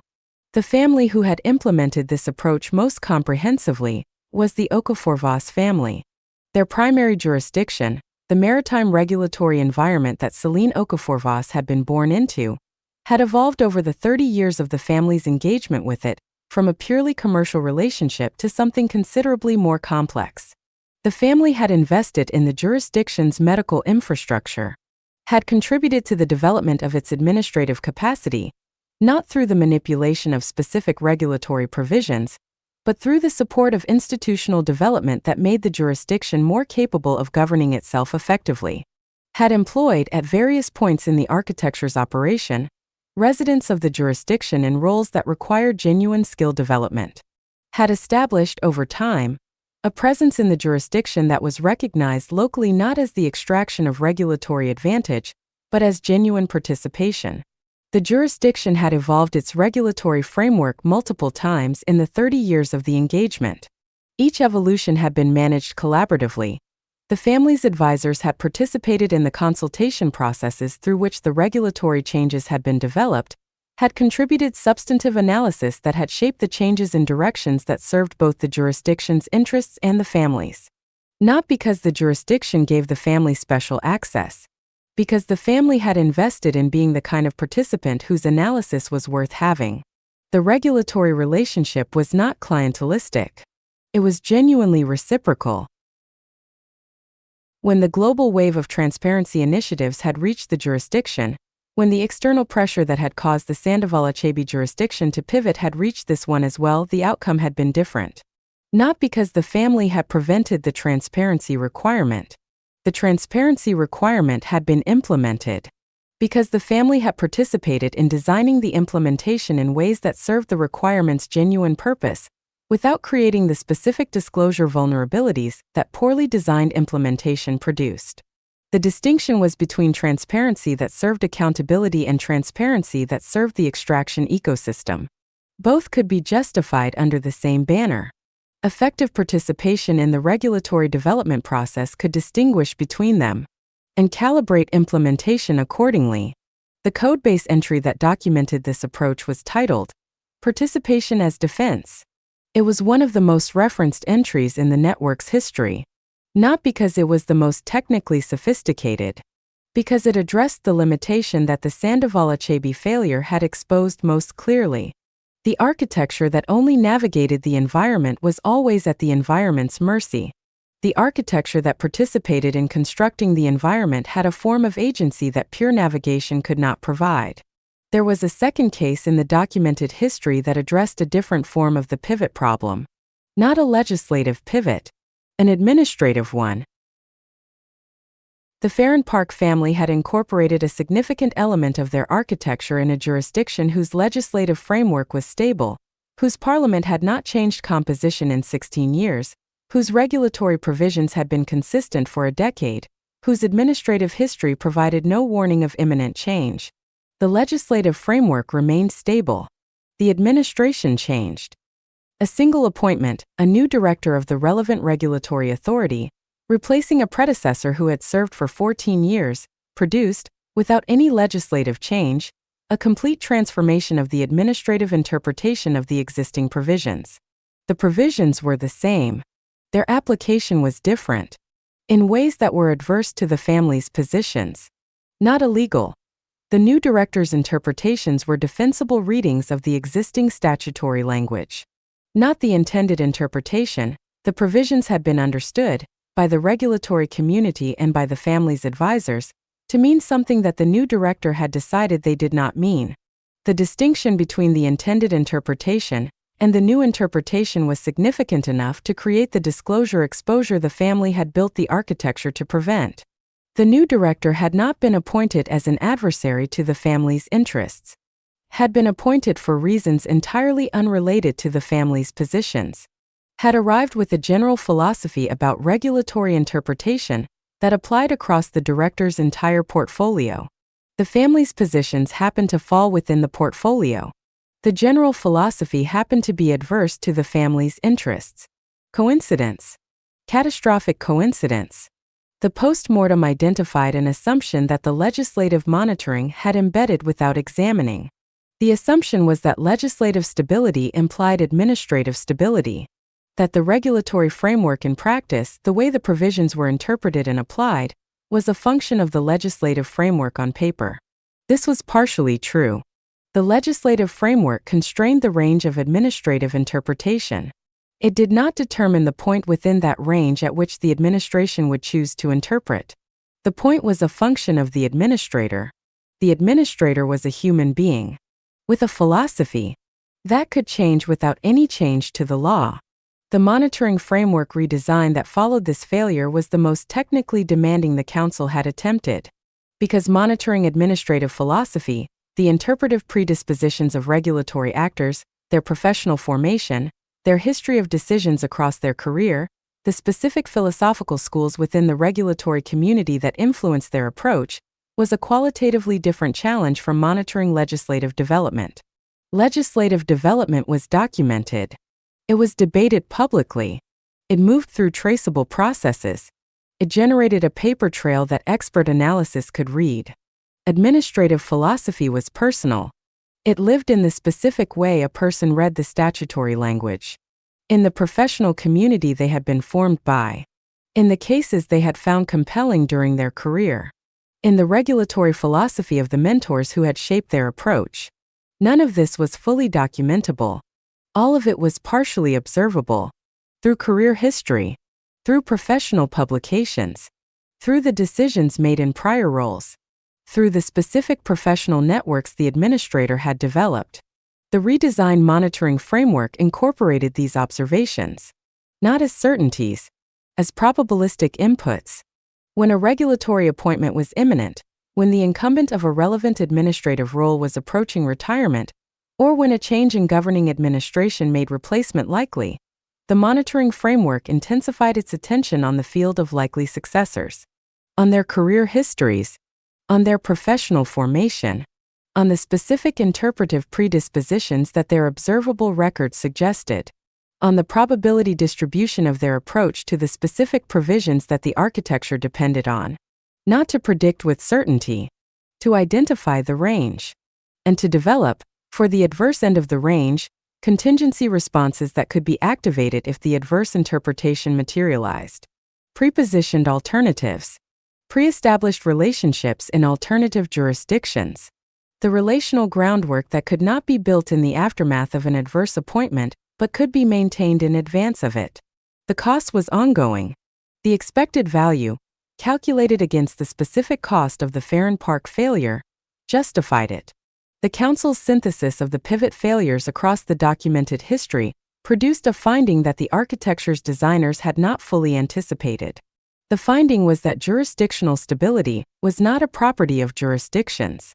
It was a property of relationships. A jurisdiction was not stable or unstable in the abstract. It was stable or unstable in relation to the specific family, the specific positions, the specific interests that the family's architecture maintained within it.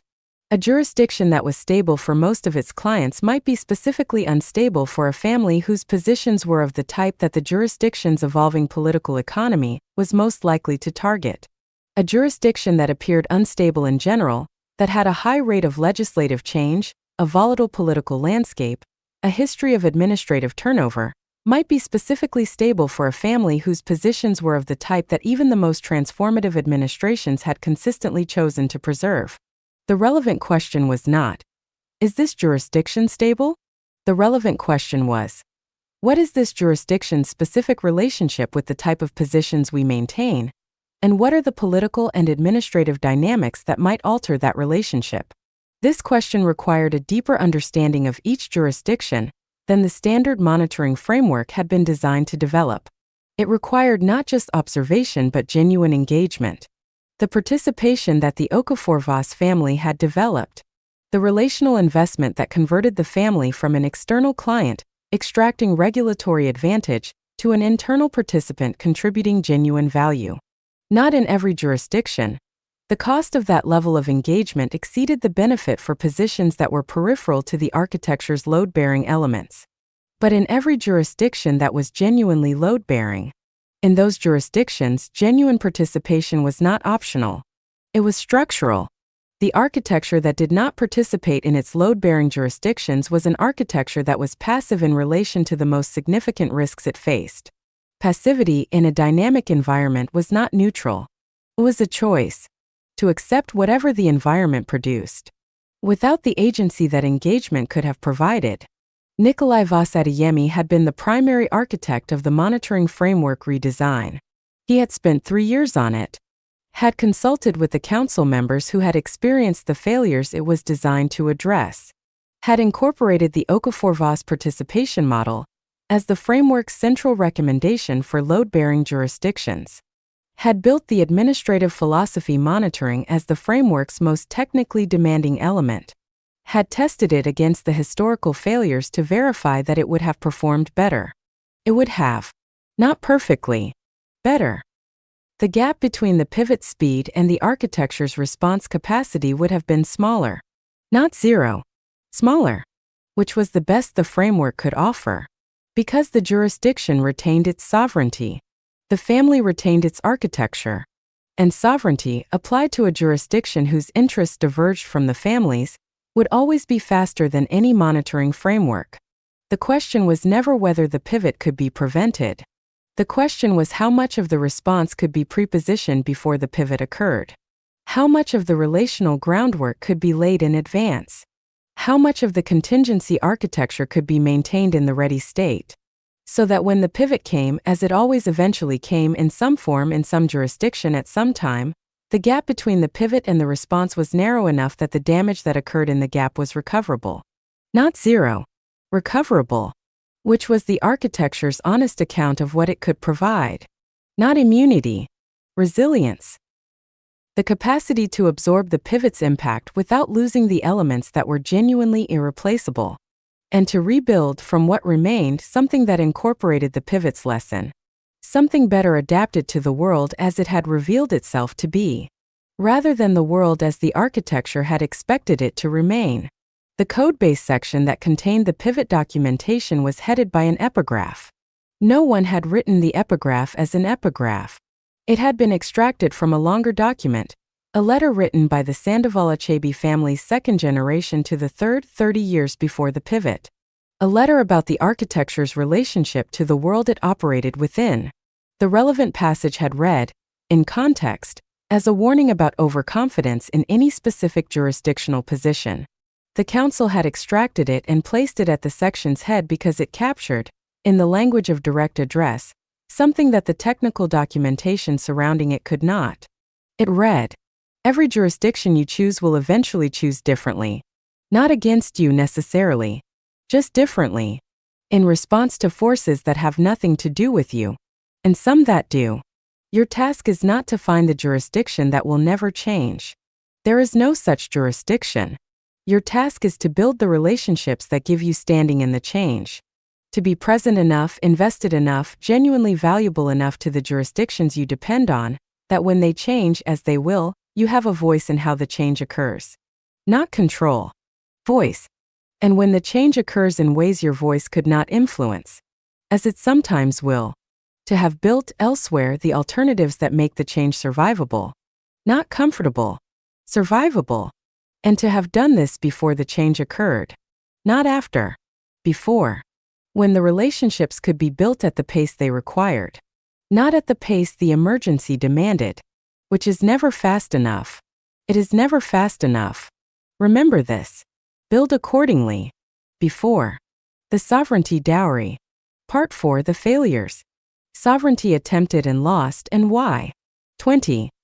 When optimization ate sovereignty. The families who over-indexed on genetics and underbuilt the legal moat. The genome is seductive in a way that jurisdiction is not. This is not a trivial observation. It is the explanation for the most common failure pattern in the documented history of the ultra-sovereign families, more common than the marriage vulnerability, more common than the pivot failure, more common than any of the single points documented in the preceding chapters. The explanation requires understanding why the genome seduces and why jurisdiction does not. The genome produces visible results. A child who is healthy, capable, functioning at the level the polygenic projections anticipated, that child is present. Tangible. The evidence of the genomic investment walks into rooms and speaks and solves problems and embodies, in every interaction, the return on the investment made before their birth. The parental satisfaction of seeing the investment realized is immediate and continuous. The jurisdictional architecture produces invisible results. A claim that was not made. An extraction that did not occur. A legal proceeding that was never initiated because the surface area the proceeding required was not present. An inheritance that transmitted cleanly because the probate challenge that would have contested it found no purchase in a framework designed to deny it purchase. The jurisdictional investment is proven by the absence of what it prevented. Absences do not walk into rooms. They do not speak. They do not embody the return on the investment in any form that the investor can directly perceive. The family that had invested heavily in both the genomic and jurisdictional layers looked at their child and saw the genomic investment. They looked at their legal architecture and saw paperwork. Over time, under resource pressure, under the ordinary human tendency to invest more in what can be seen and less in what cannot, the allocation drifted toward the genome, away from the moat. And then, at some point in the process that the drift had made inevitable, the capability that the genome had produced encountered the legal landscape that the moat had stopped adequately defending. The encounter was instructive. It was also expensive. The Marchediose family had produced, in their second generation, a genomic investment that the prodigy consultants who had worked with them described as among the most carefully calibrated they had encountered. Not the most aggressive optimization, the most carefully calibrated.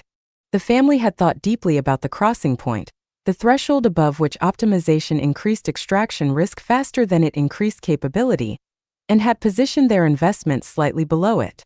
Sufficient to produce meaningful capability advantage across the domains the family's work required.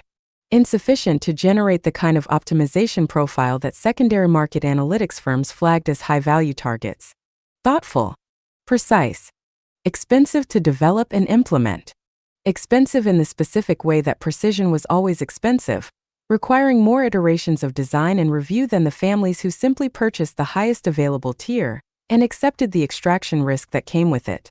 The first generation had made this investment and maintained, alongside it, a jurisdictional architecture of comparable quality. The first generation's codebase showed the allocation clearly. Roughly equal investment in the genomic and jurisdictional layers. Not precisely equal. The specific conditions of the first generation's threat environment had required heavier investment in some periods in one layer or the other, but approximately equal as a sustained posture. The second generation had maintained this balance for the first decade of their stewardship. Then the balance had shifted. Gradually. Without a specific decision to shift it.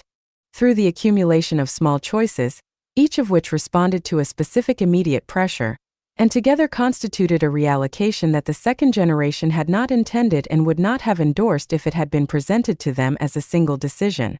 The immediate pressures were genuine. The genomic work had entered a period of rapid development, new techniques, new analytical frameworks, new optimization approaches that were producing results significantly superior to what the previous generation's investments had achieved. Maintaining the family's genomic positioning relative to the developing field required investment. Not because the previous generation's work had been wrong, because the field had advanced. The family's genomic positioning, if not updated, would become relatively disadvantaged as the field's general capability improved. This was a real concern. It required real resources. The resources came from somewhere. They came in the specific resource allocation decisions that the second generation made in the specific context of the specific period, from the jurisdictional layer. Not from a single large diversion. From the accumulated effect of a series of small ones. The jurisdictional architecture's maintenance was deferred. Not abandoned. Deferred. The council member whose primary function was jurisdictional oversight flagged this 3 times in the first 2 years. The second generation had received the flags, had acknowledged them, had committed to addressing the deferrals when the genomic investment period stabilized. The period had not stabilized quickly. The field kept developing. The deferrals kept accumulating. And the jurisdictional architecture, which required active maintenance to remain effective, began degrading in the specific ways that deferred maintenance always produced. Not dramatically. In the small, invisible ways that architectures degrade when the attention they require is directed elsewhere. Relationships with jurisdictional actors that had been maintained through regular engagement drifted toward the formality that inattentive relationships produced. The specific alignment of interest that made those relationships functional, that made the jurisdictional actors invested in the architecture's well-being, rather than merely obligated to comply with its legal requirements, eroded. The legal structures that required periodic review and adjustment in response to evolving regulatory frameworks remained in their prior configurations past the point at which adjustment was warranted. The monitoring framework that should have tracked the jurisdictional landscape with the intensity required by the architecture's exposure continued to operate, but with the reduced analytical investment that the resource reallocation had produced. It continued to notice things. It no longer noticed them early enough. The failure arrived in the form of a legal proceeding, initiated by a party the family had assessed correctly as a potential adversarial actor. The assessment had been made 4 years before the proceeding, had identified the specific legal theory the proceeding eventually deployed, had recommended specific adjustments to the jurisdictional architecture that would have denied the theory the purchase it required. The adjustments had been deferred because the period of intensive genomic investment had not stabilized, because the resources the adjustments required had been allocated elsewhere. The proceeding found the purchase it needed. Not overwhelming purchase. Sufficient purchase. The legal theory was contestable. It was contested at significant cost and over an extended period that consumed the second generation's attention during what would otherwise have been the period of maximum productive engagement. The contest was ultimately successful. The proceeding was resolved in the family's favor, at a cost that the council's postmortem calculated as approximately 7 times the cost of the adjustments that the monitoring framework had recommended 4 years prior. 7 times. The arithmetic was straightforward. The lesson was direct. The moat that is not maintained does not fail instantly. Fails slowly, in ways that are invisible until the adversary tests them. The adversary who tests a well-maintained moat encounters resistance and withdraws. The adversary who tests a degraded moat encounters the specific vulnerability that the degradation has produced, and proceeds to the cost that the family then pays, which is always more expensive than the maintenance would have been, because maintenance is preventative, and prevention is always cheaper than remediation. The postmortem's primary finding was structural rather than specific. The specific failure, the deferred adjustments, the accumulated maintenance gap, the legal proceeding that found the vulnerability, was the symptom. The structural failure was the absence of an allocation discipline that protected the jurisdictional layer's investment from the specific pressure that genomic development had created. The discipline required was not a fixed allocation percentage. It was a principle.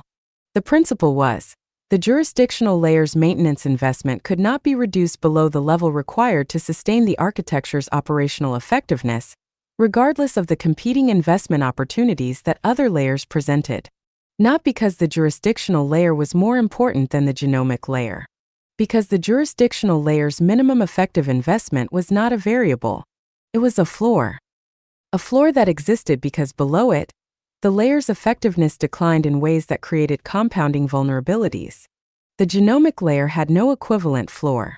Reduced investment in genomic optimization produced reduced optimization advantage, which was a cost, but a gradual one, proportional to the reduction, recoverable through subsequent investment when resources were available.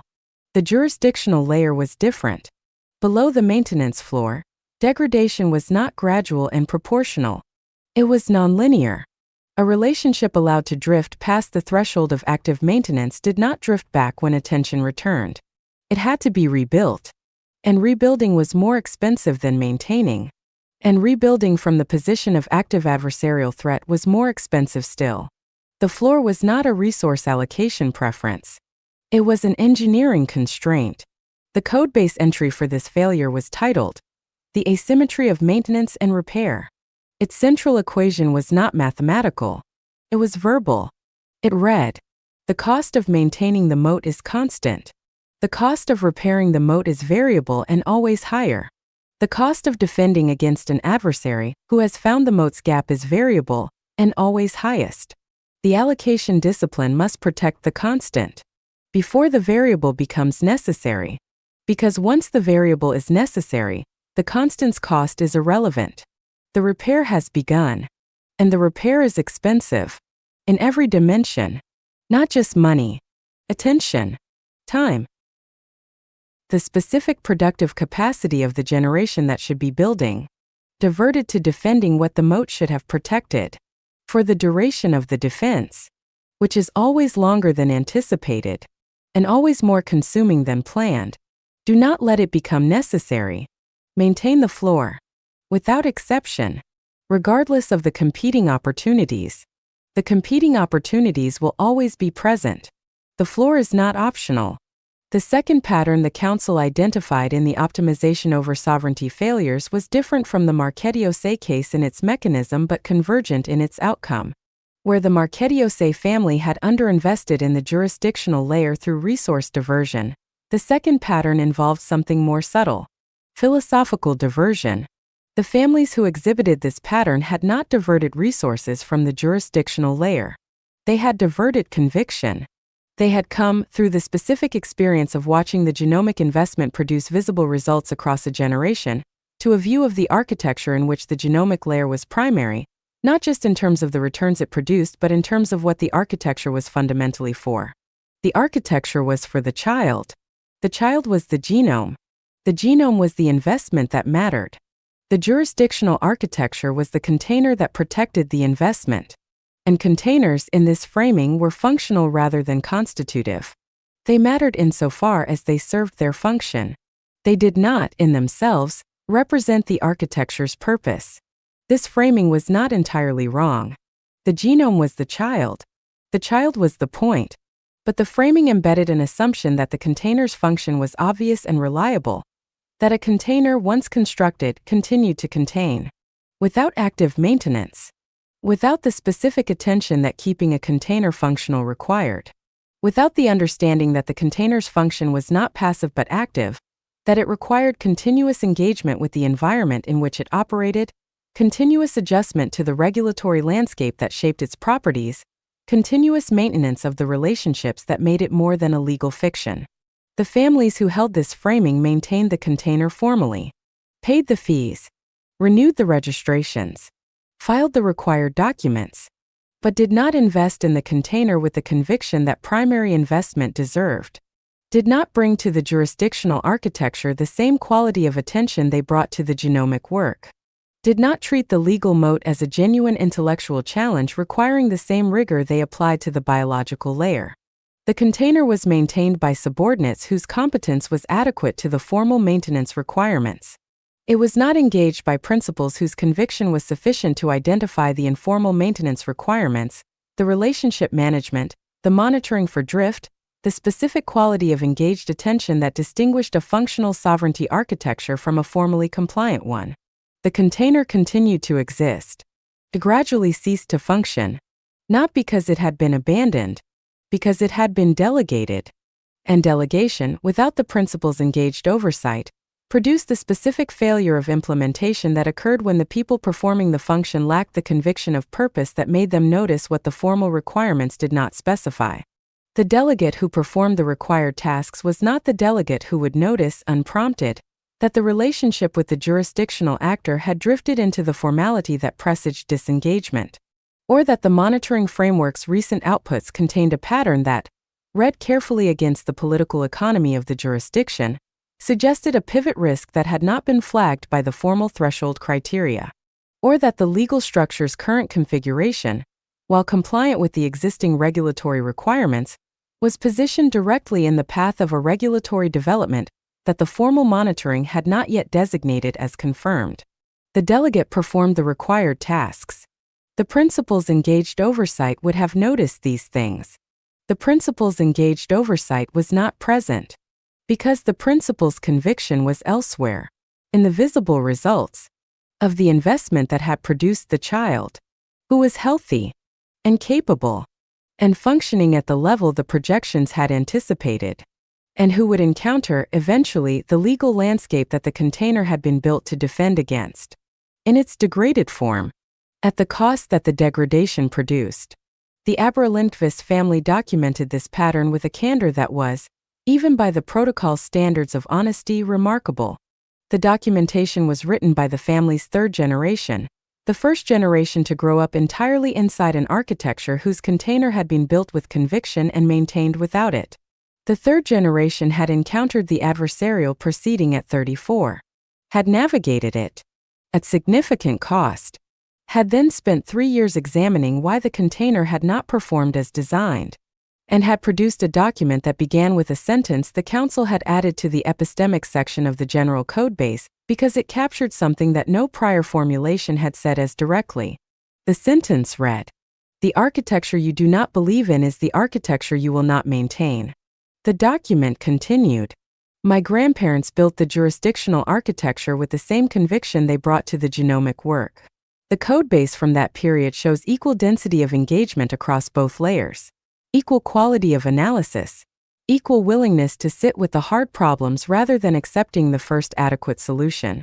My parents maintained the jurisdictional architecture formally. They did not engage it intellectually. They did not bring to its problems the rigor they brought to the genomic work. They delegated its maintenance to competent people who performed the formal requirements without the principal's conviction that notices what the formal requirements do not specify. The consequence was a container that was formally intact and functionally degraded when I needed it most. I have spent 3 years examining why my parents did not engage the jurisdictional layer with the conviction their parents had demonstrated. The answer I have arrived at is this: they had watched the genomic investment produce results they could see. They had watched the jurisdictional investment produce results they could not see. The results they could not see felt less real. The maintenance of results that feel less real is experienced as cost without visible benefit. The maintenance of results that feel real is experienced as investment with visible return. The allocation of conviction followed the allocation of perceived benefit, toward what could be seen, away from what could not. This is not a failure of character. It is a failure of epistemics, a failure to extend to the jurisdictional layer the same structural literacy that the endowment had developed for other domains. The jurisdictional layer's results are invisible because they are preventative. Preventative results are only visible in the counterfactual, in what did not happen because the container held. A mind trained in structural literacy can read the counterfactual, can ask, what would have happened if this element of the architecture had not been in place? And can find in the honest answer to that question the evidence of the investment's value. My parents did not ask that question consistently. I will. And I will teach my children to ask it.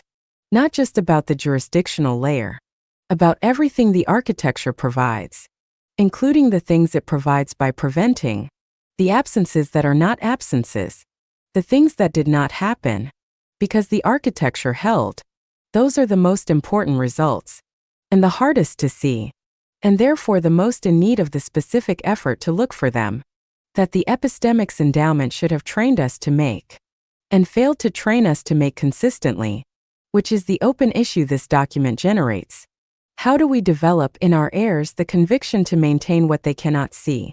The investment in the preventative, the attention to the container that holds while the content develops, the understanding that the moat is not background, it is load-bearing, as load-bearing as the genome, as deserving of engagement, as deserving of conviction, as requiring of the principal's direct attention, not the delegate's formal compliance.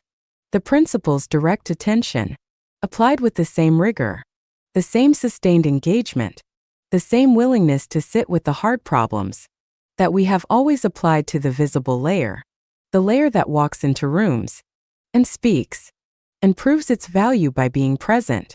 The moat proves its value by holding, quietly, without announcement, against pressure that the container's inhabitants never see, because the container held. Honor it accordingly, maintain it accordingly, with the conviction that holding deserves, which is the same conviction that producing deserves, which is all the conviction available, divided not by the visibility of the result, but by the importance of the function. The genome produces the person. The moat protects the person's capacity to act. One without the other is incomplete. Both require the principal's full conviction. Both, always, without exception, without the drift toward the visible. That is the failure this document describes, and the instruction it leaves, for whoever reads it next. The Council added to this document's codebase entry a single annotation, not an addition, an endorsement. The Council's senior member wrote, "This is the clearest statement of the core failure we have produced. Read it first, before any other section of the Part 4 documentation, because all the other failures, the single points, the belonging choices, the marriage vulnerabilities, the pivot failures are specific. This failure is general. It is the failure that underlies many of the others. The drift of conviction toward the visible, away from the preventative, away from the container, away from the moat, toward the results that can be seen, and felt, and held. Every architecture faces this drift. The architecture that does not correct for it will eventually encounter the adversary who tests the moat, and finds it wanting, at the cost that wanting produces, which is always paid, in full, by the generation that inherits the drift, not the generation that created it, which is the deepest injustice the failure produces, and the strongest reason to correct it. Now, before the inheritance, while there is still time, to maintain what the next generation will need, to be protected by the container they cannot yet see, but will one day depend on, as we depended on ours, as every generation depends on what the generation before it built, and maintained, or didn't, and left the cost of not maintaining, to us. Do not leave it to them. End of Part 4, the failures. Next, Part 5, the unlocatable. The air the model couldn't price. Thanks for reading MXTM's newsletter. Subscribe for free to receive new posts and support my work with BTC. Send it to 1MPXMPFCJVMX SBPQVRWLUC5BAKNFU6 or with fiat at PayPal, me/Martin Chartrand. Subscribe now. Part 5, the unlocatable. The air the model couldn't price. 21. Born in no record, a child with no genomic certificate, no birth jurisdiction, no proof of intent filing, and what that made possible. 22. The distributed cohort simultaneous heirs across non-aligned families, the multisig bloodline in practice. 23.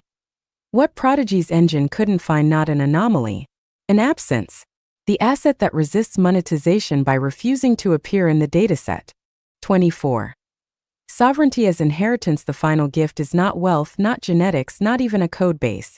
It is the structural conditions under which a human being cannot be reduced to a claim. Epilogue, the dowry letter. What one sovereign parent wrote, encrypted and time-locked for their heir's 30th birthday. Appendix. On the difference between a vault and a protocol, for those still deciding which to build. The sovereignty dowry is not against Prodigy LLC. It is what Prodigy's best clients were doing while Prodigy's engineers optimized the genome. Evolution doesn't optimize for profit. Sovereignty doesn't optimize for legibility. Burn the will. Ship the protocol. Pirate first. Recent episodes. The Great Bounce. April 30th. Sovereign by design. April. Hyperreality races Deleuze. April. Hyperreality is infrastructure. April 27th, Marcado, Reclamado, Repropuesto. April 25th, MX, marked, reclaimed. Repurposed. April 24th MX Primer. Super Earth. Age of the Apes, a series by Pirate First. April 23rd Super Earth Age of the Apes. Roster. Apex/Cenote set interrupted. April 22nd Copyright 2026 MXTM and Vitsueke Martin Chartrand. The Great Bounce. Is Alphabet facing a digital rebellion? The Great Bounce, or how your inbox became a toll booth. April 30th, 2026. Pirate First for MXTM's newsletter. There's a quiet violence happening in the pipes. No explosions. No headlines screaming loud enough. Just silence. Emails that never arrive. Messages that dissolve mid-flight. Entire conversations evaporating like humidity over the Yucatan stone. You send. They never receive. Welcome to the Great Bounce. The structure layers are now operational across the Tulum Sustainable Development Zone. Despite minor data corruption issues regarding land narrative, the impact report remains positive.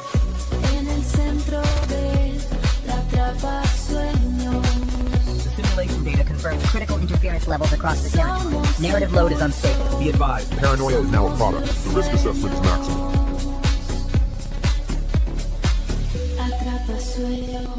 Remain sovereign amid the noise. As the interference level spikes, their simulation engagement increases. We must decipher the reality of this update.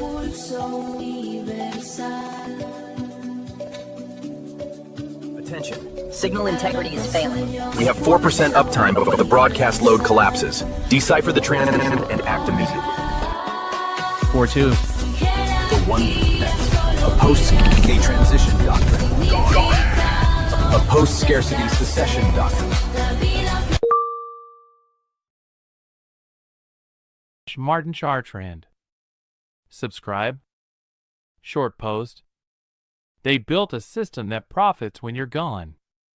So don't leave them anything to inherit. Build what can't be owned. Ship what can't be seized. Pirate First. I mean, Hashtag. we all use the same tech infrastructure now. Exactly. And we are just replacing the old cognitive hierarchy of human managers with a new, much less transparent hierarchy of algorithmic filtering. If a redundant worker is told, hey, your life's meaning will now be negotiated by a black box AI in the shadow of a billionaire's real estate project, they aren't going to see a metabolic center for future validation. They are going to see a gilded cage. Hashtag Pirate First, hashtag MXTM, hashtag Sovereign Stack, hashtag Build in Public, hashtag Decentralization, hashtag Exit the System, hashtag Protocol Not People, hashtag Digital Sovereignty, hashtag Future of Work, hashtag Creator Economy, hashtag Cryptoculture, hashtag Seasteading, hashtag AI Revolution, hashtag Post Scarcity, hashtag On Your Keys, hashtag Think Different. Discussion about this episode. Comments. Res tax. Recent episodes. Hyperreality races to lose. Hyperreality is infrastructure. Marcado. Reclamado. Repropuesto. Marked. Reclaimed. Repurposed. Primer. Super Earth. Age of the Apes, a series by Pirate First. Super Earth. Age of the Apes. Roster. Apex/Cenote set interrupted. Super Earth. Age of the Apes teaser. Introduction. The 1% plus debate. They control the narrative now, hiding deep within the anomaly. But the story is the territory, and soon... A hidden longevity civilization beneath the Grand Mayan aquifer seeds, a successor species engineered for extreme worlds. Beneath the surface, we engineered tomorrow. Above the world, we chose not to return. So we built. Pirate You First can follow the flame or remain what you were. Just a different time. Only We are what crossing the will threshold of endure. civilizational inversion, where intelligence has ceased to be a scarce resource, dissolving the hierarchy that has organized our species for millennia. The central argument posits that the information asymmetry, which once made obedience rational, has vanished. As the capacity for synthesis becomes universal and inexpensive, traditional institutions become hollow shells that can no longer claim authority through titles or credentials. This transformation brings more than mere technological unemployment. It signals the structural extinction of the professional role. Proof of personhood, the high stakes of OpenAI's post-anonymous social network. The human dividend, why your identity is the new global currency. Conclusion at the end of the anonymous web. As we stand in late January 2026, OpenAI's humans-only network remains a tantalizing, yet polarizing, leaked blueprint. Subscribe. Shadow fame spreads without permission.